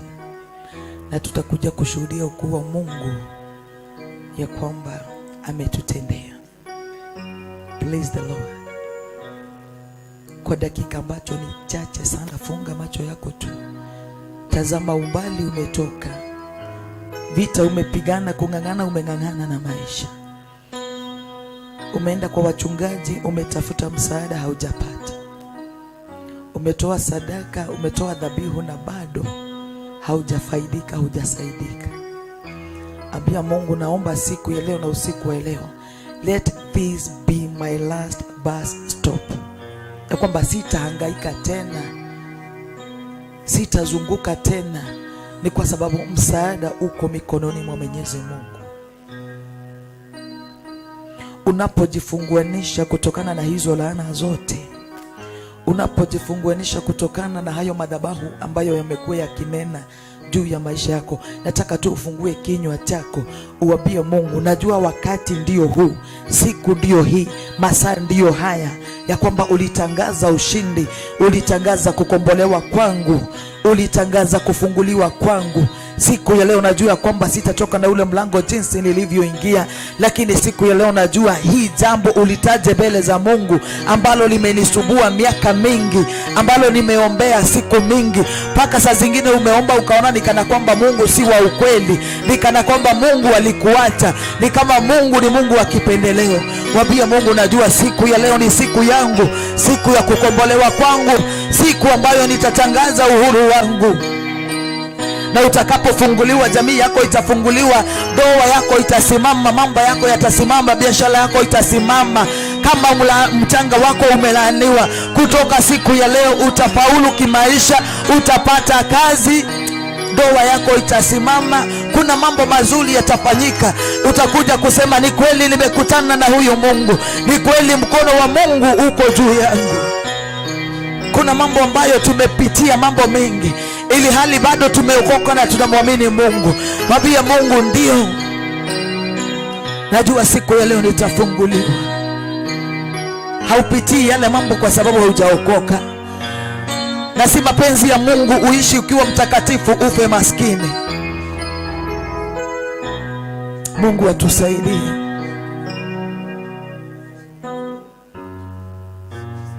Mungu atusaidie. Unafanya mambo ambayo mwanadamu hawezi kufanya. Unatoa faraja ambayo mwanadamu hawezi. Unafanya mambo ambayo mwanadamu hawezi kufanya. Unatoa faraja ambayo mwanadamu hawezi. Haufananishi na kitu kingine. Haufananishi na kitu. Usiku wa leo haufananishwi Bwana, haufananishwi na kitu. Haufananishwi, haufananishwi na kitu. Bwana haufananishwi, haufananishwi na kitu kingine. Haleluya. Ufananishi na kitu kingine. Unafanya mambo ambayo mwanadamu hawezi kufanya.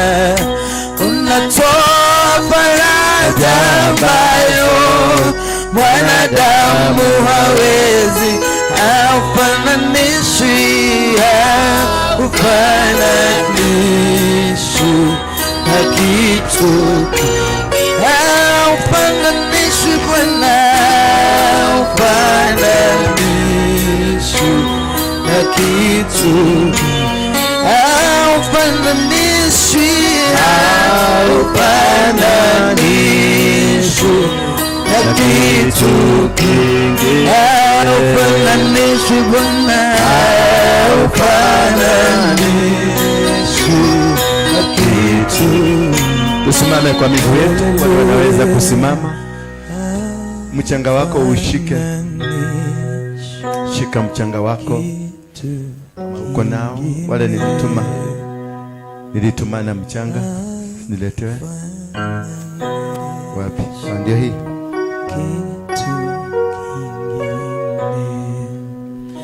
Unafanya mambo ambayo mwanadamu hawezi kufanya. Unatoa faraja ambayo, kama una mchanga chukua tu hii, chukua hii. Haufananishwi na kitu, haufananishwi, haufananishwi na kitu, haufananishwi Bwana, haufananishwi na kitu kingi, haufananishwi, haufananishwi na kitu kingi. Tunakushukuru Baba na tunasema wewe ni Mungu, hakuna Mungu mwingine kama wewe. Angalia watoto wako hawa wote wamekuja, wametubu dhambi zao, wamesema walikukosea, wamesema wametenda uovu wa kila aina. Wale ambao wanatutazama hapa nchini na nje ya nchi, nao pia kule wamesema wamefanya dhambi kwa makusudio na zile zingine walifanya bila makusudio. Na tumesema Baba, tumekuja mbele zako kutubu hii dhambi, na tumeungama zote. Tulifanya usherati, tuliiba, tulinyaganya, tulidanganya, vyote tulifanya tukijaribu kujinufurahisha sisi wenyewe. Lakini tumekuja kupata ya kwamba tulibeba laana, tulibebeshwa mizigo ambayo sio mizuri. Tunateseka na tunalia kwa sababu ya matendo yetu. Mungu wangu ukiwa mbinguni, wewe ambao uliumba mbingu na ukaumba dunia, Baba wa Musa, Baba wa Isaka, Baba wa Yakobo, Baba wa Abrahamu, tumekuja mbele zako Jehova kulitukuza na kuliinua jina lako na kusema hakuna aliye na utakatifu unaoshinda wako. Hakuna jina kubwa ambalo linashinda lako. Hakuna uwezo unaoshinda wako. Hakuna mamlaka iliyo mbingu wala hapa duniani ambayo inashinda yako. Maana wewe ni Mungu aliye na tajiriba kuu, uwezo mkubwa na mamlaka makubwa. Tumeshika mchanga wetu huu, maana umetueleza ya kwamba kupitia matendo mabaya yaliyotendwa na Adamu na Eve kwenye shamba uliwaweka, ulikasirika na ukalaani mchanga. Ukasema ya kwamba chochote ambacho utakipata kwa ugumu, kwa jasho na kwa mateso. Baba, tunakuja tu, twagodha idaka, usikie tu huruma Masia, utuhurumie tu, utuhurumie Baba. Mateso tumeyapitia ni magumu. Angalia, tumekosa kazi, tumekosa ndoa, tumekosa watoto, tumechukiwa na tumelaaniwa. Wengine tumefanyika mateka, tunateswa kwenye nchi za ugaubini. Tumeenda nchi za Waarabu, tumeteswa. Tumeenda Amerika, tunateswa. Tunaenda UK, tunateswa. Australia, tunateswa. Maana kuna laana ambayo imekuwa ikitufuata, na hatukuwa tukijua hii laana inatufuata. Tulifikiria tu ni mambo ya kawaida. My Father in heaven, ulisema una msamaha. Huu msamaha ndio nimekuja mbele zako Jehova, kama kuhani, kukuomba tu msamaha, ndio niweze kunenea mchanga huu. Ukubali tu unipatie Ukubali tu magonjwa ambayo tumeyapata kutokana na huu mchanga ikaondoke. Somebody pray, somebody pray, somebody pray, somebody pray, somebody pray. Somebody pray, somebody pray. Tell God, mwambie tu unataka. Mwambie taka unaomba msamaha.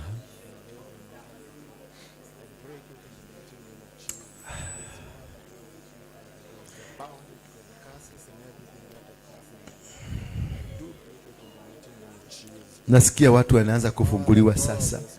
I can feel watu wanaanza kufunguliwa. Watu walikuwa wamefungwa na mashamba ya mafamilia, walikuwa wamefungwa na laana za kifamilia. Watu wameanza kufunguliwa, I can feel the presence of God. I can feel the power. I can feel the authority of God over you. I can see, naona watu wanaponywa. Watu walikuwa na chronic diseases zimeanza kuondoka. Watu walikuwa na visukari vinaondoka. Watu walikuwa na ukimwi inaondoka. Walikuwa na cancer zinaondoka. Lifestyle diseases zinaanza kuondoka. In the mighty name of Jesus Christ. Naona huduma zikiregeshwa, huduma zinaregeshwa. Familia na ndoa ndio hizo zinasimamishwa, ndio hizo zinainuliwa tena. Naona malaika wameshuka, wamekuja na maandishi mapya, wanaandika utafaulu, wanaandika utainuliwa, wanaandika utabarikiwa, wanaandika kizazi chako kitainuliwa tena. Hera babara, na hiyo inakuja, imeteremka. Kazi zimeachiliwa, ndoa zimeachiliwa, huduma zimeachiliwa, biashara zimeachiliwa, ndio hizo zimeachiliwa. The power of God.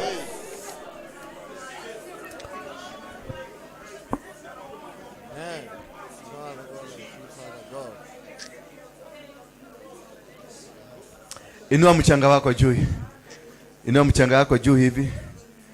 Sema, Bwana Yesu, ndio mimi huyu. Nimekuja kuomba msamaha.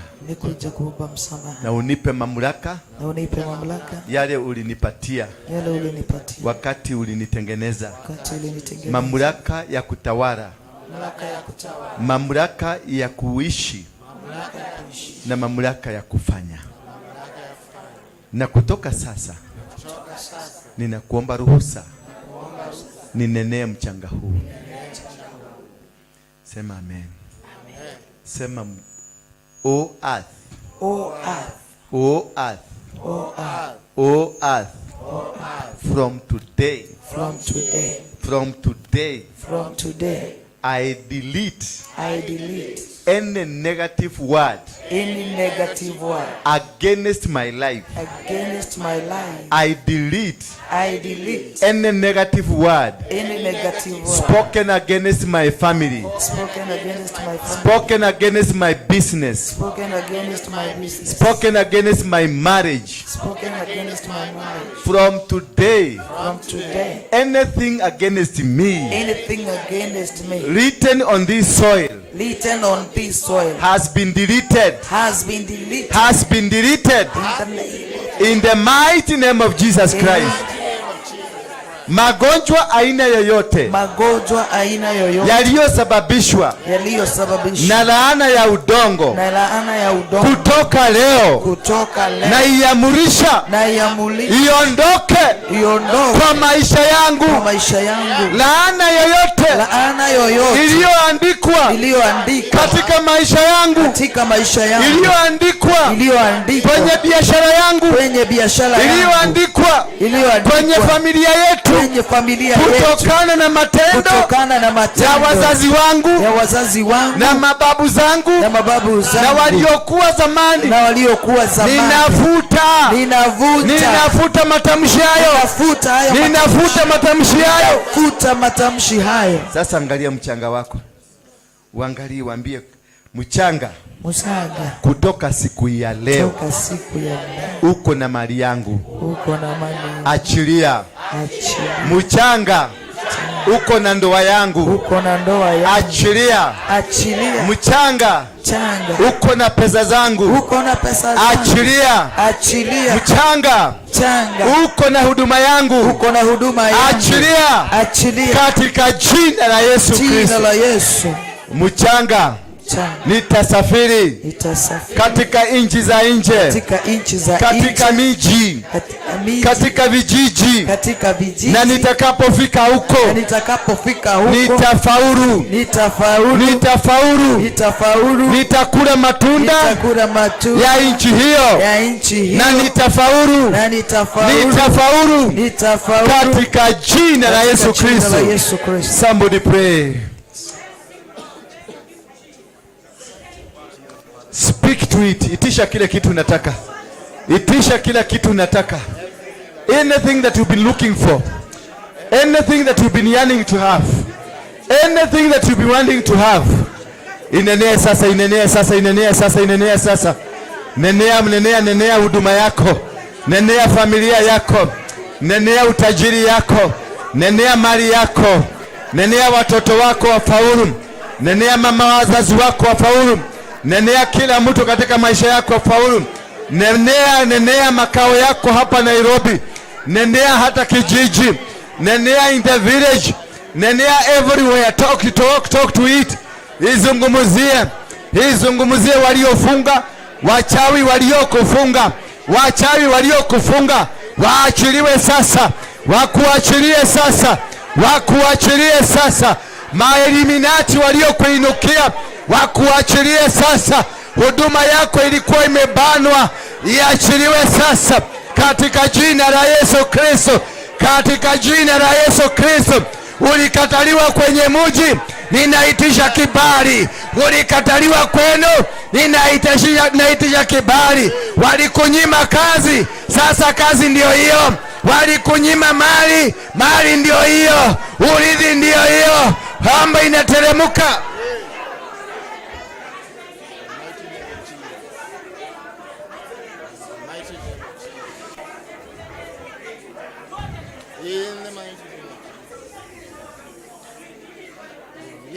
In Jesus' name we pray. Amen.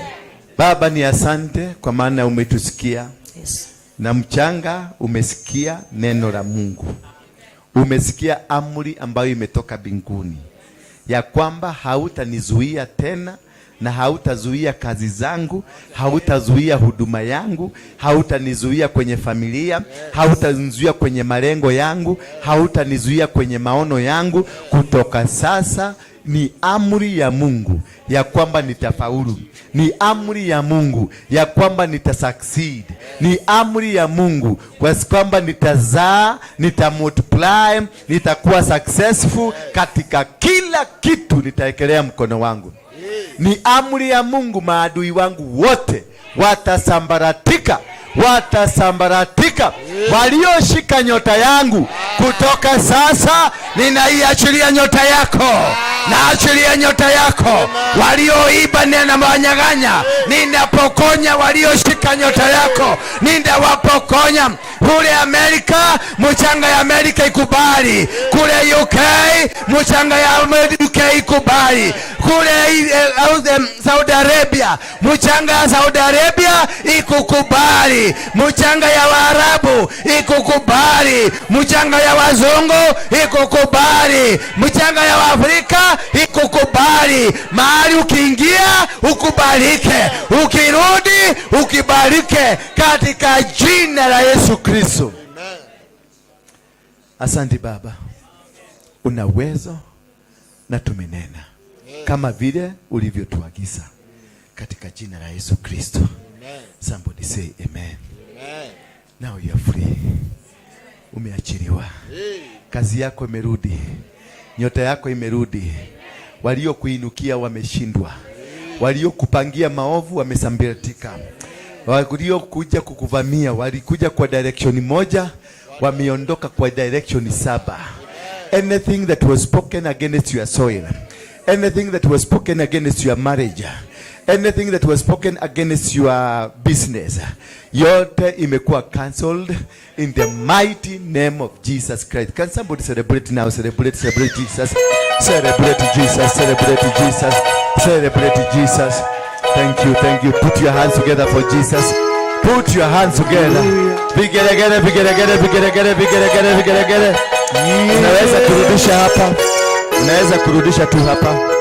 Unaweza kurudisha hapa. Yes, thank you. Thank you. Thank you. Kwa wale ambao ni wageni, msitatizike kwa sababu ya hivyo tunafanya. Ni venye tu Mungu ametuamurisha. Vitu vingi vinaonekana ni ujinga, lakini kuna sababu. There is a reason. Kumpeleka pale, weka pale. Kazi hii na ikaweze kufunguliwa. Hiyo bana yako kwa wapi Mahuria? Bana yako, kazi yako ikafunguke. Whatever that you want to do, may God give you the grace. May give akupatie opening. Kazi yote na anything that you wanted to do. Go naenda uandike siku hii ya leo. This is not a day that has been lost, but it's a day full of your blessing. Anything that was put against you, any hindrance, any wall against your life has been destroyed. In the mighty name of Jesus Christ. Thank you. Thank you. Thank you. You may be seated. You may be seated. That is the most important thing that you have ever done in your life. Inaweza kuonekana ni ujinga kwa wale wamesoma, kwa wale ambao wako mbele. Unajua kuna watu wako mbele yetu. Mimi natufanya tu na ujinga yetu tunafanya, si ndio? Na tuendelee kufanya na ujinga yetu. Tutatokelezea mahali. Yesu alichukua udogo hii, akatemea mate, akapaka mtu macho. Bwana Yesu asifiwe sana. Akamwambia nenda kwa mto kaoge. Huyo mtu aliona, si ndio? Gehazi aliambiwa aende kwa mto mara 7. Ni Gehazi ni nani? Ni Naamani. Akaambiwa aende akaoge mara 7. Mara 7 akafunguka. Maisha yake kabadilika. These things they are not azina masomo. Bwana Yesu asifiwe sana. Hizi vitu asikuwage na masomo. Zinakuwaka na ujinga migi. Ujinga ndio inakuwaka migi. Si ndio? Ujinga ndio naona inakuwaka migi. Lakini katika hiyo ujinga Mungu anakuwaka hapo ndani. Bwana Yesu asifiwe sana. Wakati wanafiri wamefunguliwa. If you feel that umefunguliwa kabisa na umesikia umefunguliwa, acha niwaambie. Kuna mtu alikuja hapa na ugonjwa. Kuna mtu alikuja hapa na nini? Lakini imetoka. Bwana Yesu asifiwe sana. Kuna mtu alikuja hapa. Kuna mtu alikuja hapa akiwa maskini. Lakini maskini imehama. Haleluya. Kuna mtu alikuja hapa huduma yake ilikuwa chini. Imeanza kuinuka tena. In the mighty name of Jesus Christ.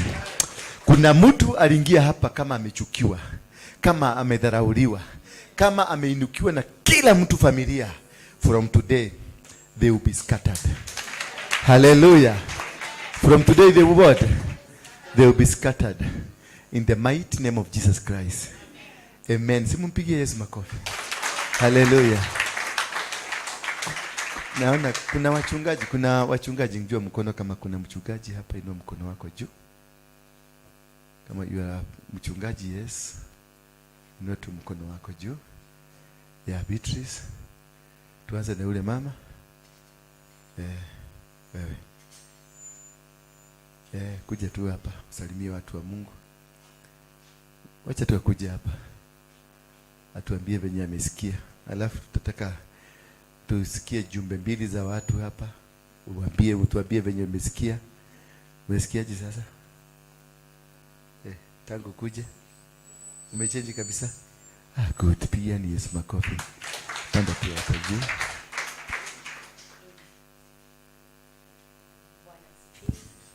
Haleluya. Atufanye hivi. Bwana asifiwe. Nimefurahia huyu Bwana kwa sababu nilipoingia nimekuta message. Bwana asifiwe. Na message ilikuwa mzuri. Haleluya. Kwa sababu ni ya kutenganishwa na mambo yaliyonenwa. Bwana asifiwe. Labda kuna wale walinena kitambo na wakanenea maisha yako. Bwana asifiwe.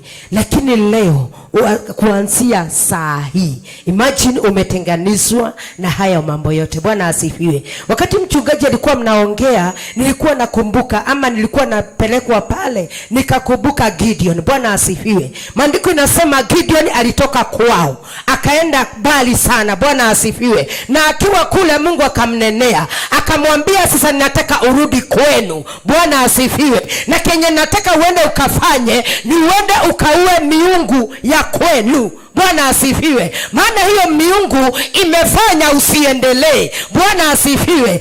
Akaambiwa enenda kwenu na utaenda usiku. Na ndio sababu leo tuko hapa usiku. Tunataka kuvunja na kuangamiza miungu ile ya kwetu. Tunaiangusha leo usiku. Haleluya. Tunauvunja usiku. Maana Gideoni aliambiwa enda usiku. Bwana asifiwe. Alipoenda aliua. Bwana asifiwe. Na akaambiwa kulikuwa na instruction. Akaambiwa enda kwenu, huko kwenu kuna mahali, maana kuna ng'ombe, enda uchukue ng'ombe 2. Bwana asifiwe. Utamaua ya kwanza uchinje, yani utoe dhabihu hiyo ng'ombe ya kwanza, na ya pili yani umalize magogo na mashio gaisho siaho ya guoko. Hiyo miungu ilikuwa huko kwao. Ilikuwa inafanya Gideoni hangeweza kutumika, hangeweza kuendelea, hangeweza kuhubiri, hangeweza kuomba, hangeweza kutukuza Bwana kwa sababu ya hizo miungu. Haleluya. Bwana asifiwe. Kwa hiyo miungu mingine imefanya tusiendelee. Miungu mingine imefanya nisipate kazi. Miungu mingine imefanya nichukiwe. Miungu mingine imefanya na ni ya kwetu. Gonga mweza kumwambia ya kwenu. Gaishi ya kwanyu. Bwana asifiwe. Ti gaishi ya jirani. Wachana na huyo jirani, kwa sababu jirani hana miungu alikuletea. Miungu imetoka kwenu, miungu ya kwenu. Na shukuru leo kwa sababu miungu yote ya kwetu imeenda ikiendanga. Haleluya. Gaishio siaguito kumao mote zitikanyu madhudha. Gaishio guito leo. Haleluya. Bwana asifiwe. Gideoni akaambiwa enda. Alipoenda alifanya hivyo. Mungu akaanza kumwambia, sasa Gideoni fanya hivi. Nimekufanya uwe mfalme. Chagua watu muende na wao kule mtoni. Haleluya. Mtihani ya kwanza, wale watu waende wakakunywe maji. Hao watu watakunywaje? Bwana asifiwe. Kuna mtihani. Kunao mtihani. Kwa sababu umefunguliwa. Kuna mtihani wako. Haitakuwa yangu, yangu niko nayo. Nawe uko na mtihani. Kule kwa mto tutakunywa maji namna gani? Katika vita ya kiroho wewe utapigana namna gani? Katika vita utapigana aje? Bwana asifiwe. Kwa hivyo miungu imeisha leo. Haleluya. Ambia mwenzako miungu gaisho cia kwanyu icio igiragio hikanie, icio igiragio gie ciana, icio igiragio thie muremo.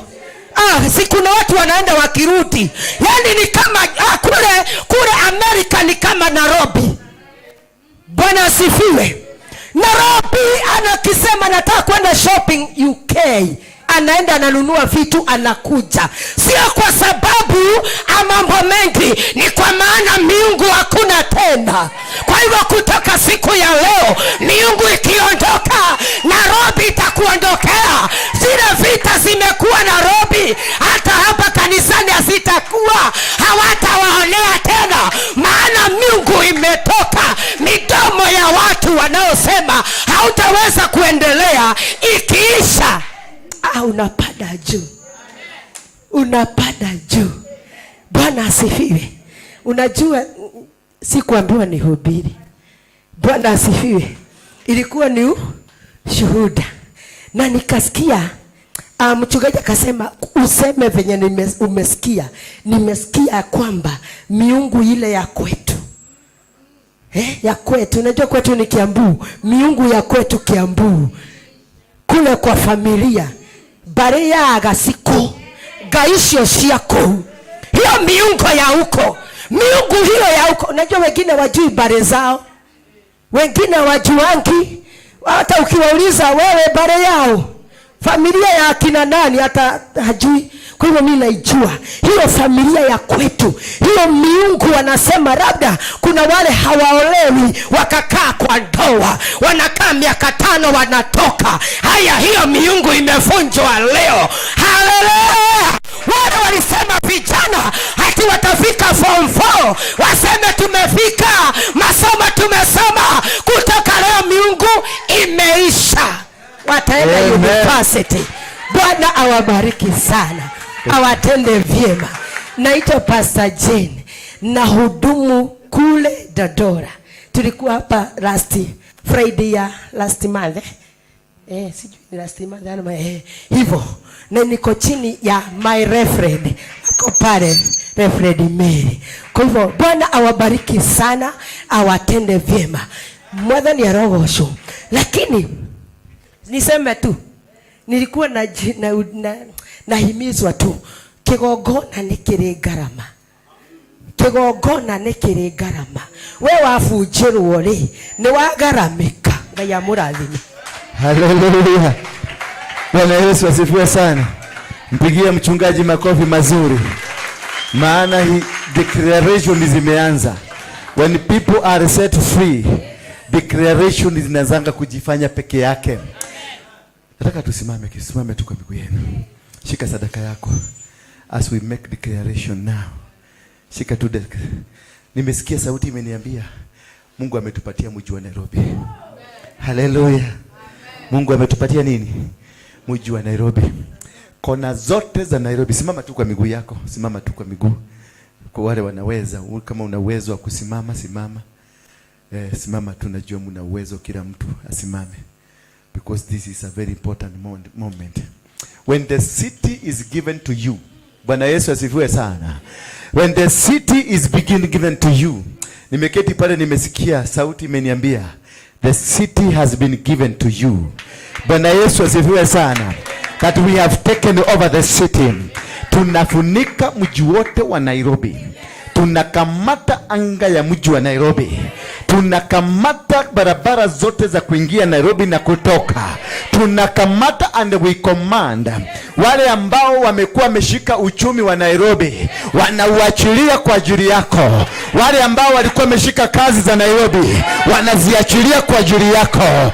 Wale walikuwa wameshika baraka za Nairobi, wameziachilia kwa ajili yako. From today, Nairobi is under your hands. Pokea Nairobi sasa. Nairobi ikukubali. Whatever that you will do in Nairobi, itakubaliana na wewe. Whatever that you will do in Kenya, itakubaliana na wewe. Mahali popote utakanyagisha miguu yako, itakubaliana na wewe. Lolote utakaloliitisha, imekubaliana na wewe. Tunaitisha pesa za Nairobi. Tunaitisha utajiri wa Nairobi. Tunaitisha huduma Nairobi. Tunaitisha mamlaka Nairobi. Tunaitisha uongozi Nairobi. Amen. Na hii ndio capital city. Kama tumeshika Nairobi, tumeshika kamata Kenya mzima. Kamata sasa, kamata Kenya, kamata Kenya. Kamata Kenya, kamata Kenya, kamata Kenya, kamata. Thank you. Weka sadaka zenu hapa. Whatever you have, put it. Sadaka milioni. Sadaka ni ile imetoka kwa moyo wako. Bwana Yesu asifiwe sana. Weka tu hapa. Nimweleze mweke tu tufanye tu na ujinga. Tufanye tu na ujinga. Tukae tu na ujinga tu. Tukae na ujinga tu. Uone venye Mungu atatenda. Things will never be the same again in your life. Amen. You will live to remember this day. Hallelujah. You will live to remember this day. Amen. It is a day that you will never regret. This is a night that is never. A night like this comes once in a blue moon. Bwana Yesu asifiwe sana. Amen. A night like this one comes once. And you just need one encounter with God, and your life is never the same again. Amen. An encounter, Abraham, an encounter with God. He was given, he became the father of nations. Only one encounter King Solomon had with God. He was handed over the wisdom. Amen. Of the entire world. Only one encounter Isaac had with God. He went farming in the desert. Hallelujah. Bwana Yesu asifiwe sana. Ndio ninangojea. Lift up your two hands. Sema, from today I'll eat the fruit of Nairobi, the fruit of Kenya, the fruit of Africa, the fruit of the world. I will eat, I will multiply, and I will succeed. I will win, and I will conquer. And all the resources in the book of Isaiah 45 that is bestowed upon me, I receive it in the mighty name of Jesus Christ. May God bless you. Pigeni Yesu makofi. That is how you have conquered. That is how you have conquered Nairobi. Things are taken easily that way. You don't struggle. You don't struggle. You don't make noises. You just take it. Sababu mamlaka uko nayo. Bwana Yesu asifiwe sana. Mwambie mwenzako mamlaka niko nayo. I have it. I got it. I got it. Muulize mwenzako kama yule jamaa alikonga Kenya akiwa Mungiki. Mwambie mwenzako kama yule jamaa alikonga Kenya akiwa Mungiki. Hallelujah. Na akiwa na Yesu. Mwambie this is just but the beginning. You're going to see it. Maybe you're just going to see it. Thank you. God bless you. Beatrice, take over. Take over now.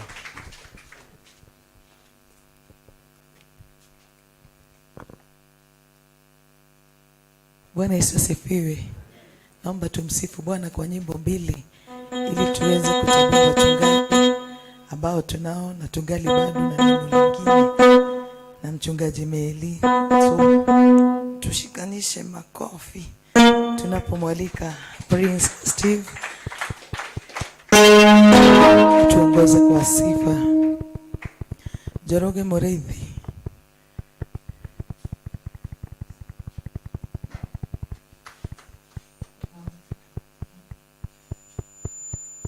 Mungu alinena naye Musa hicho kiatu. Asante. Hallelujah. Bwana asifiwe. Bwana asifiwe.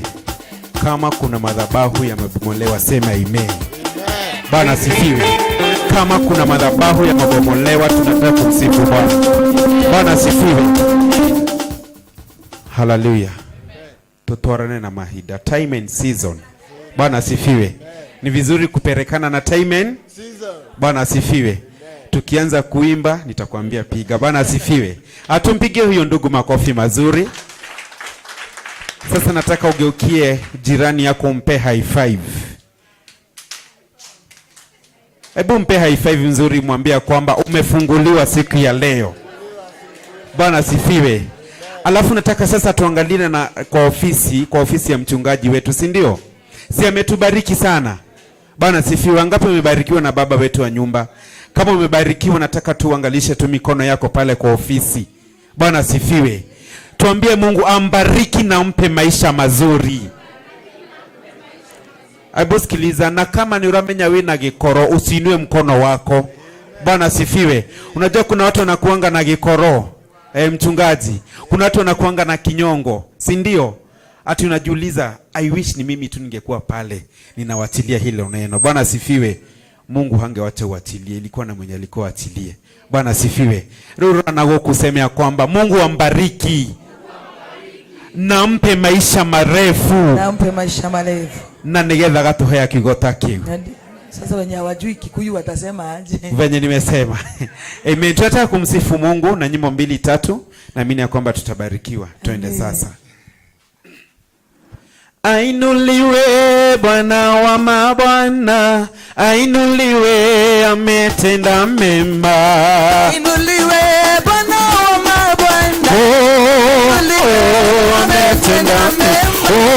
Ainuliwe Bwana wa mabwana, ainuliwe ametenda mema. Ainuliwe Bwana wa mabwana,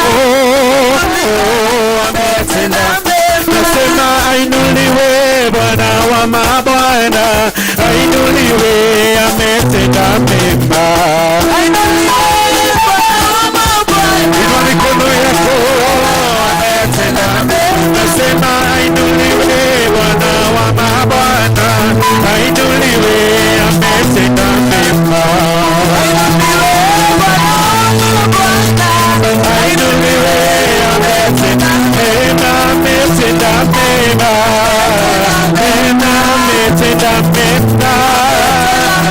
Oh, ametenda mema, ametenda mema. Oh, ainuliwe, ameshinda kaburi. Ainuliwe, ametenda mema.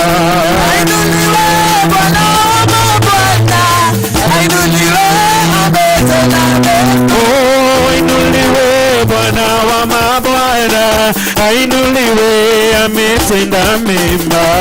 Ainuliwe, Bwana wa mabwana, ainuliwe, ametenda mema. Mema, ametenda mema. Yahweh ametenda mema. Sema ametenda mema. Oh, ukiona ninaimba moyoni nimepata Yesu. Ukiona ninaimba moyoni nimepata Yesu. 1, 2, 3 kamata. Wasifiwe. Hatuwezi msifu Mungu wetu hivyo, si ndio? Sijui nini inafanyika pale. Hata mimi sijajua. Bwana asifiwe. Hatuwezi funguliwa naye shetani ajaribu kuleta mchezo kwa sifa. Bwana asifiwe. Tumekataa katika jina la Yesu. In the mighty name of Jesus. Na tunenea hiyo kinanda na mpingaji katika jina la Yesu, na ili tukawa kitu kimoja. Twende kazi, tukufuate.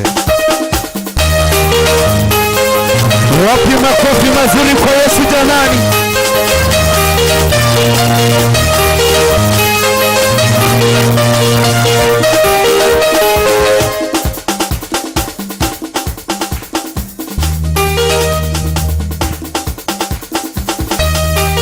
Haya, nisaidie tu kupiga makofi ya namna hii. Oh, Yesu ni wangu wa uzima wa milele. Oh, Yesu ni wangu, ni wa uzima wa milele. Ni wa uzima wa milele. Oh, Yesu ni wangu, mimi ni wa uzima wa milele. Wa uzima wa Yesu ni wa uzima. Yesu ni wa uzima. Yesu ni wa uzima. Yesu ni wa uzima. Yesu ni wa uzima. Yesu ni wa uzima. Oh, Yesu ni wangu, mimi ni wa uzima wa milele. Wa uzima wa milele. Oh, Yesu ni wangu, ni wa uzima wa milele. Wa uzima wa semani wa uzima. Yesu ni wa uzima. Yesu ni wa uzima. Yesu ni wa uzima. Yesu ni wa uzima. Yesu ni wa uzima. Oh, tembea tembea Yesu, tembea tukuone. Tembea Yesu, tembea tukuone. Oh, tembea tembea Yesu, tembea tukuone. Yesu tembea tukuone. Oh, tembea tembea Baba, tembea tukuone. Oh, tembea tembea Baba, tembea tukuone. Yesu tembea tukuone. Oh, tembea utubariki, tembea tukuone. Yesu tembea tukuone. Oh, tembea tembea Baba, tembea tukuone. Tembea tukuone. Oh, tembea tembea Baba, tembea tukuone. Tembea Bwana, tembea tukuone. Tembea utubariki, tembea tukuone. Tembea Bwana, tembea tukuone. Oh, tembea tembea Baba, tembea tukuone. Tembea Bwana, tembea tukuone. Wapi makofi mazuri kwa Yesu.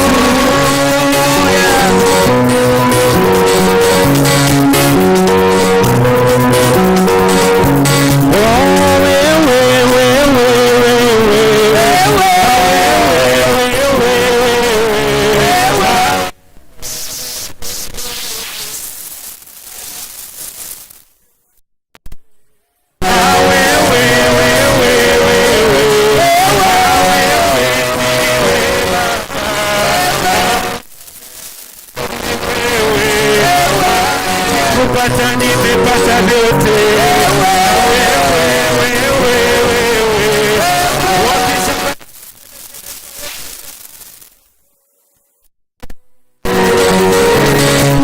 Shangwe na vigelegele na vigelegele kwa Bwana Yesu. Shangwe na vigelegele na vigelegele kwa Bwana Yesu. Shangwe na vigelegele na vigelegele kwa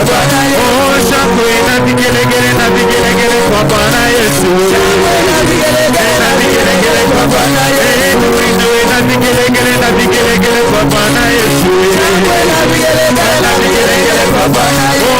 Shangwe na vigelegele na vigelegele kwa Bwana Yesu. Shangwe na vigelegele na vigelegele kwa Bwana Yesu. Shangwe na vigelegele na vigelegele kwa Bwana Yesu. Na vigelegele kwa Bwana Yesu. Makofi ya shangwe na vigelegele kwa Yesu. Hallelujah. Oh, wewe Yesu wangu.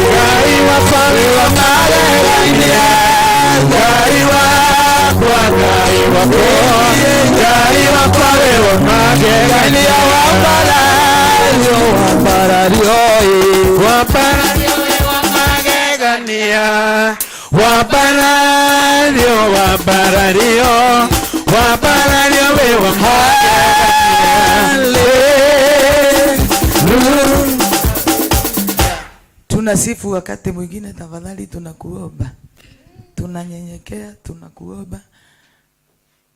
Kuna mtu mwingine anacheza hii kitu? Do you have one? Pastor Benjamin, do you have? Tafadhali, at least tuibe dakika 5 tusikie tumeiba. Tunakuomba. Au wametukaganya, wametuharibu, wameshusha mudi, umeisha, kila kitu kimeisha.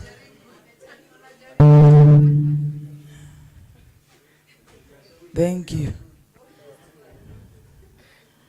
Ati Samia anasema anajivunia kuwa Mkenya.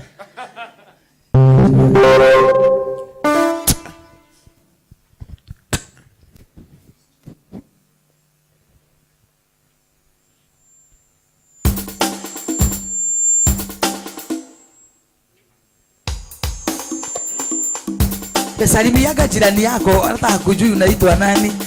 Hapo amalizie hivi. Usafirie, hata kama unamjua wewe unamjui, usafirie. Leo ni siku nyingine, kwa hivyo msalimie na umwambie good morning.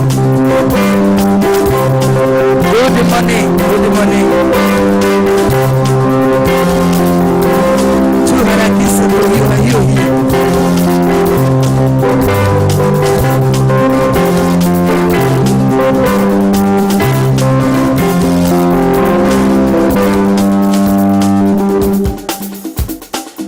Tumeomba msamaha kwa yule mtu ameenda na USB na flash. Juu inaharibu hii kila kitu.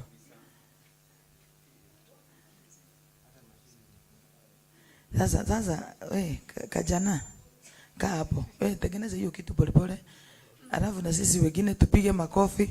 Tukaribishe muibaji wetu wa kwanza ambaye anaitwa Ruth Muthoi. Tumpigie makofi mazuri anapopeana wimbo wake huko, anapotusaramia, anapotuibia, na bado hatujasifu. Gai, muti ndawi karathi. Amtaki kukaa. Wacha atengeneze hiyo kitu. Ukimaliza utabia umemaliza. Na ndio maana nimesema huyo muibaji kwanza atuibie, ndiposa hiyo kitu itengenezwe tuibe. Ruth Muthoi. Wow.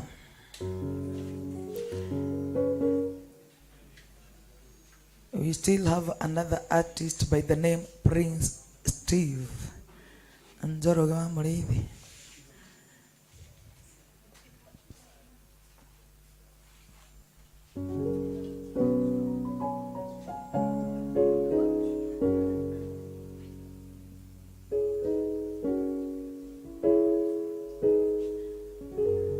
Hallelujah. Patie yule kijana mrefu amesimama hapo kwa mlango.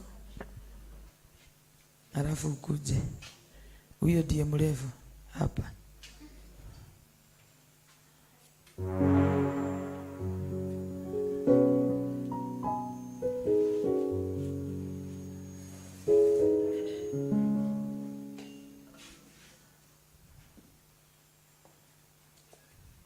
Tuko na neno lingine tunasikia kwa lisali moja saa 8. Karibu sana, karibu sana, karibu sana. Hallelujah. Praise be the name of the Lord, church. Bwana asifiwe. Amen. At least tunatoa sauti ya watu ambao wamekombolewa, si ndio? Na watu ambao wamevunjwa laana zozote ambazo tulikuwa tumembeba. Praise be the name of the Lord. Yes, I thank God kwa sababu ya kuja mahala hapa. Mimi naitwa Ruth Muthoi na nashukuru kwa sababu ya kuja katika hili nyumba la Bwana. Bwana asifiwe. Maandiko inaongea kuhusu vile Suleimani ambaye alikuwa anatengeneza kanisa, hekalu la Mungu. Mungu kuna mambo ambao alikuwa ameyatanja, akasema ya kwamba yeyote atakaye kimbilia kwa hili hekalu ataweza kukombolewa. Bwana asifiwe. Hata kama atakuwa amefukuzwa na adui wake, ataweza kuokolewa. Bwana asifiwe. Na kwa hivyo katika nyumba ya Bwana ndiko kuna ukombozi. Ndiko kuna yani kwa horo mirigo mwadhani ya gosho. Praise be the name of the Lord. So mimi naitwa Ruth Muthoi, as I had said, na Muthoi ako pale nyuma. Anaweza simama apungie watu mkono hivyo. Yes, that is my husband. Na nashukuru kwa sababu ya kazi njema ambayo inafanyika katika haya madhabahu. Nimekuwa nikiatazama through YouTube na nasikiliza neno la Mungu, linanijenga. Nasikia mambo na kuvuja madhabahu, mambo na laana, mambo na kukombolewa. Hiyo yote apostle akiongewa akiwa na boya, nimekuwa nikisikiliza sana na kuyatia maanani. Bwana asifiwe. Kwa hivyo nina wimbo ambao ningetaka kuimba na sijui kama tutaimba pamoja. Inasemekana ya kwamba ni Yesu ambaye ni simba wa Yuda. Bwana asifiwe. Jesus the Lion of God. The Lion of Judah. Praise be the name of the Lord. Jesu morothi wa Juda. Mwathani agoshwo. So ningetaka tuweze kuimba hiyo wimbo na mtabarikiwa. Ukisikia unaweza simama tuimbe pamoja, the better. Nipe sauti tafadhali.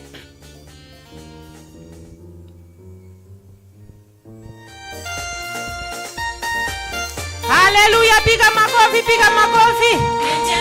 Tena moroi wa mara woma, morothi wa Juda dorehede ungehoteka. Jehova nisi federa ya kwa ya watani, nodo wagerera baraine ciothe cia Nangora. Morothi wa Juda orara magokagarura maundu mothe. Jehova munene wa ita orwaga bara na gutiria na kurema. Nĩothondekaga njĩra iria-inĩ thĩinĩ kũrĩa maĩ me hinya mũingĩ mageragĩra. Ngari cia ita na mbarathi ũkaneana gũtũrĩa rĩ hinya mũingĩ ĩndũĩrĩre. Mũrũthi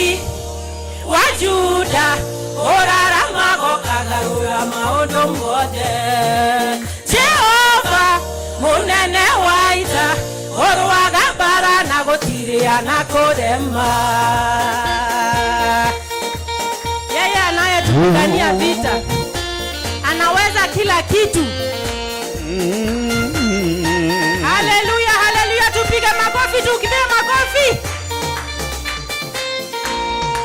Ore wareka kugorogwa kwa baba Kotiro kere lianiendero gedoine Mumenyereri wakwa wedu komaga Unadore hede wanahetwo netoro Morohi wajuda Orarama gokagarura maodo mothe Jehova munene waita Orwaga bara na gotiria na kurema Niwe wada kafalu kitagera Nawa moyo wako kaodharo gwatinye Kiumagara na geshoka ukagitera Kagweta dehate kanyoka na mokeria Morobi sema wajuda Orarama gokagarura maodo mothe Jehova munene waita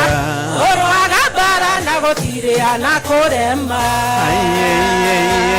Weka makofi Makofi, makofi, makofi, makofi, makofi Haleluya, haleluya, haleluya Morothi wa Juda Dadi odomora magono mwe Mumenyereri wa Isiraeli Na nawege inyiga kwa mwenda wario Kwe muthenya ndigerige kanerio Ono tuko ndigerige kane utheri Morothi wa Juda Orarama gokagarura maondo mothe Jehova munene waita Orwaga bara na gutiria na kurema Morothi wa Juda Orarama gokagarura maondo mothe Jehova munene waita Orwaga bara na gutiria na kurema Wajuda orarama kagarura maodo mothe Jehova munene waita orwaga bara na gutiria na kurema Morothi wa Juda orarama gokagarura maodo mothe Jehova munene waita orwaga bara na gutiria na kurema Kana ni hari anarema mwathani hakuna. God bless you so much. Piga makofi mazuri. Hallelujah. Na bado watatuimbia wimbo ingine before tumalize mkesha. Bwana Yesu asifiwe. Naomba ndio tuibe sasa, sababu mchungaji wa pili tunamsikia, tunasikia mahubiri ya pili as from saa 8. Twende hivyo tukiingia kwa maombi saa 9. Kwa hivyo mchungaji akimaliza kuhubiri ataenda hivyo kituigizaga kwa maombi ya saa 9 tukiobanga. Mr. Peter, karibu. Kuja na hiyo microphone iko na Steve. Waibaji kuna wao, we have the singers. Waibi tuko na wao. And still akimalizia, I want to have this girl by the name Monica.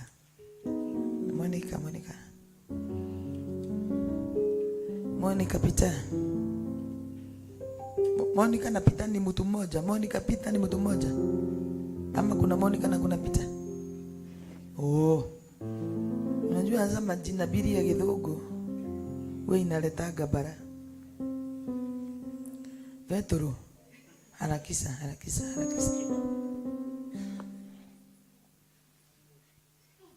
Bwana asifiwe. Hakika mtumishi wa Mungu amenguza moyo wangu juu, kwa maana mtu anatokanga mbali. Ati alikuwa Mwongigi. Hai. From Mwongigi to Reverend. To apostle. Hayai, ui kweli. Mwa. Unajua, wacha niwaambie, kuna kitu inaitwa msafara. Msafara. Umeona rais wetu akiitisha kura. Alianza msafara. Alikuwa anauza kuku, msafara. Na si msafara kabla ya kuku. Msafara ulianza namna gani?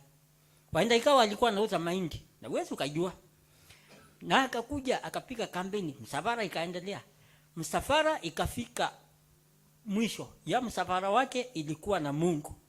Mwishoe akawa President of the Republic of Kenya. Msafara wako uko kwa njia, ambia mwenzako hivyo. Na pali ambapo sio pali unataka, pali Mungu anataka. Unajua, waenda ikawa anataka South Africa.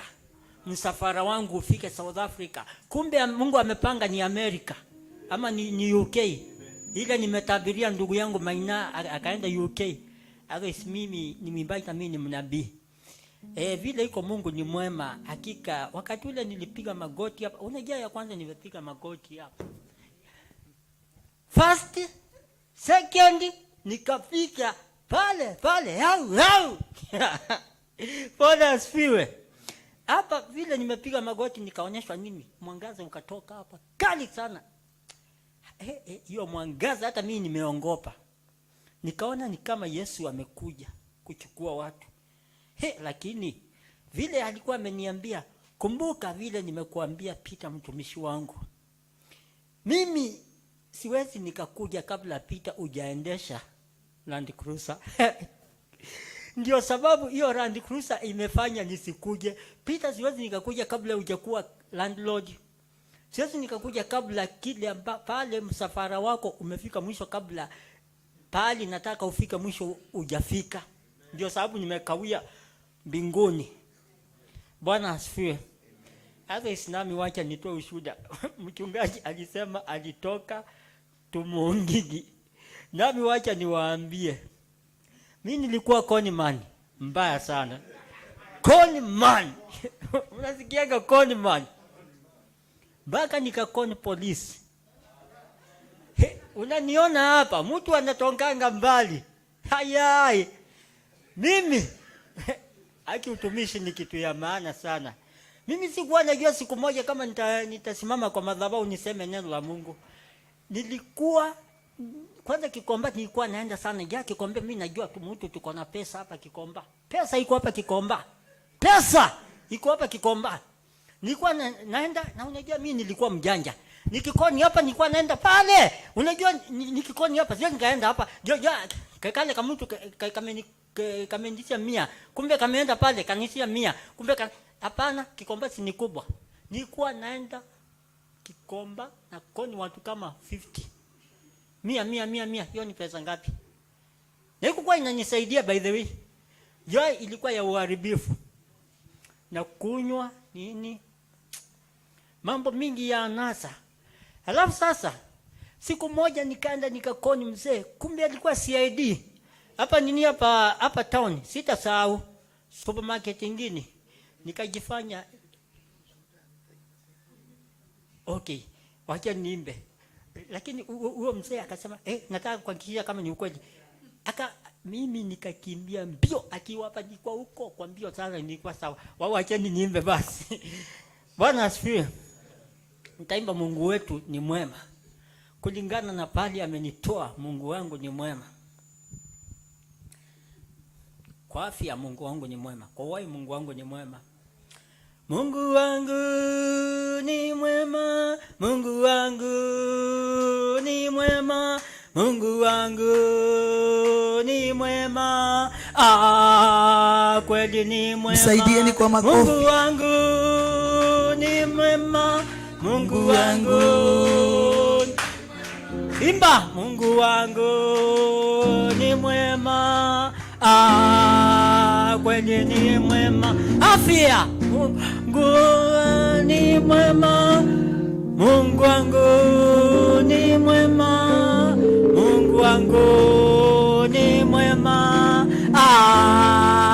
kweli ni mwema. Urai, Mungu wangu ni mwema, Mungu wangu ni mwema, Mungu wangu ni mwema, kweli ni mwema. Mavazi, Mungu wangu ni mwema. Unabadilisha. Mungu wangu ni mwema. Haleluya. Mungu wangu ni mwema. Usifu. Kweli ni mwema. Kibali. Mungu wangu ni mwema. Mungu wangu ni mwema. Mungu wangu ni mwema. Kweli ni mwema. Afya, Mungu wangu ni mwema. Elimu, Mungu wangu ni mwema. Mungu wangu ni mwema. Shukuru, kweli ni mwema. Bwana wabariki. Peter ameiba wimbo ingine ya amani ya Kenya. Peter waibie hiyo ya amani ya Kenya. Hiyo ya amani. Uibe kidogo tu. Okay. Ni kidogo. Tuombe. Hii wimbo ya amani nilipewa katika serikali ya Uhuru, lakini nitaimba leo. Ilikuwa niimbe wakati huu wa serikali ya Ruto. Kuna baraka. Okay. Amani, tutangaze vita, tuache kuchocheana, tuache vita. Nawaambia makabila zote, tuache kuoneana, tuache ukabila, tutangaze amani. Sisi ni mtu mmoja, tumetokana na mtu mmoja.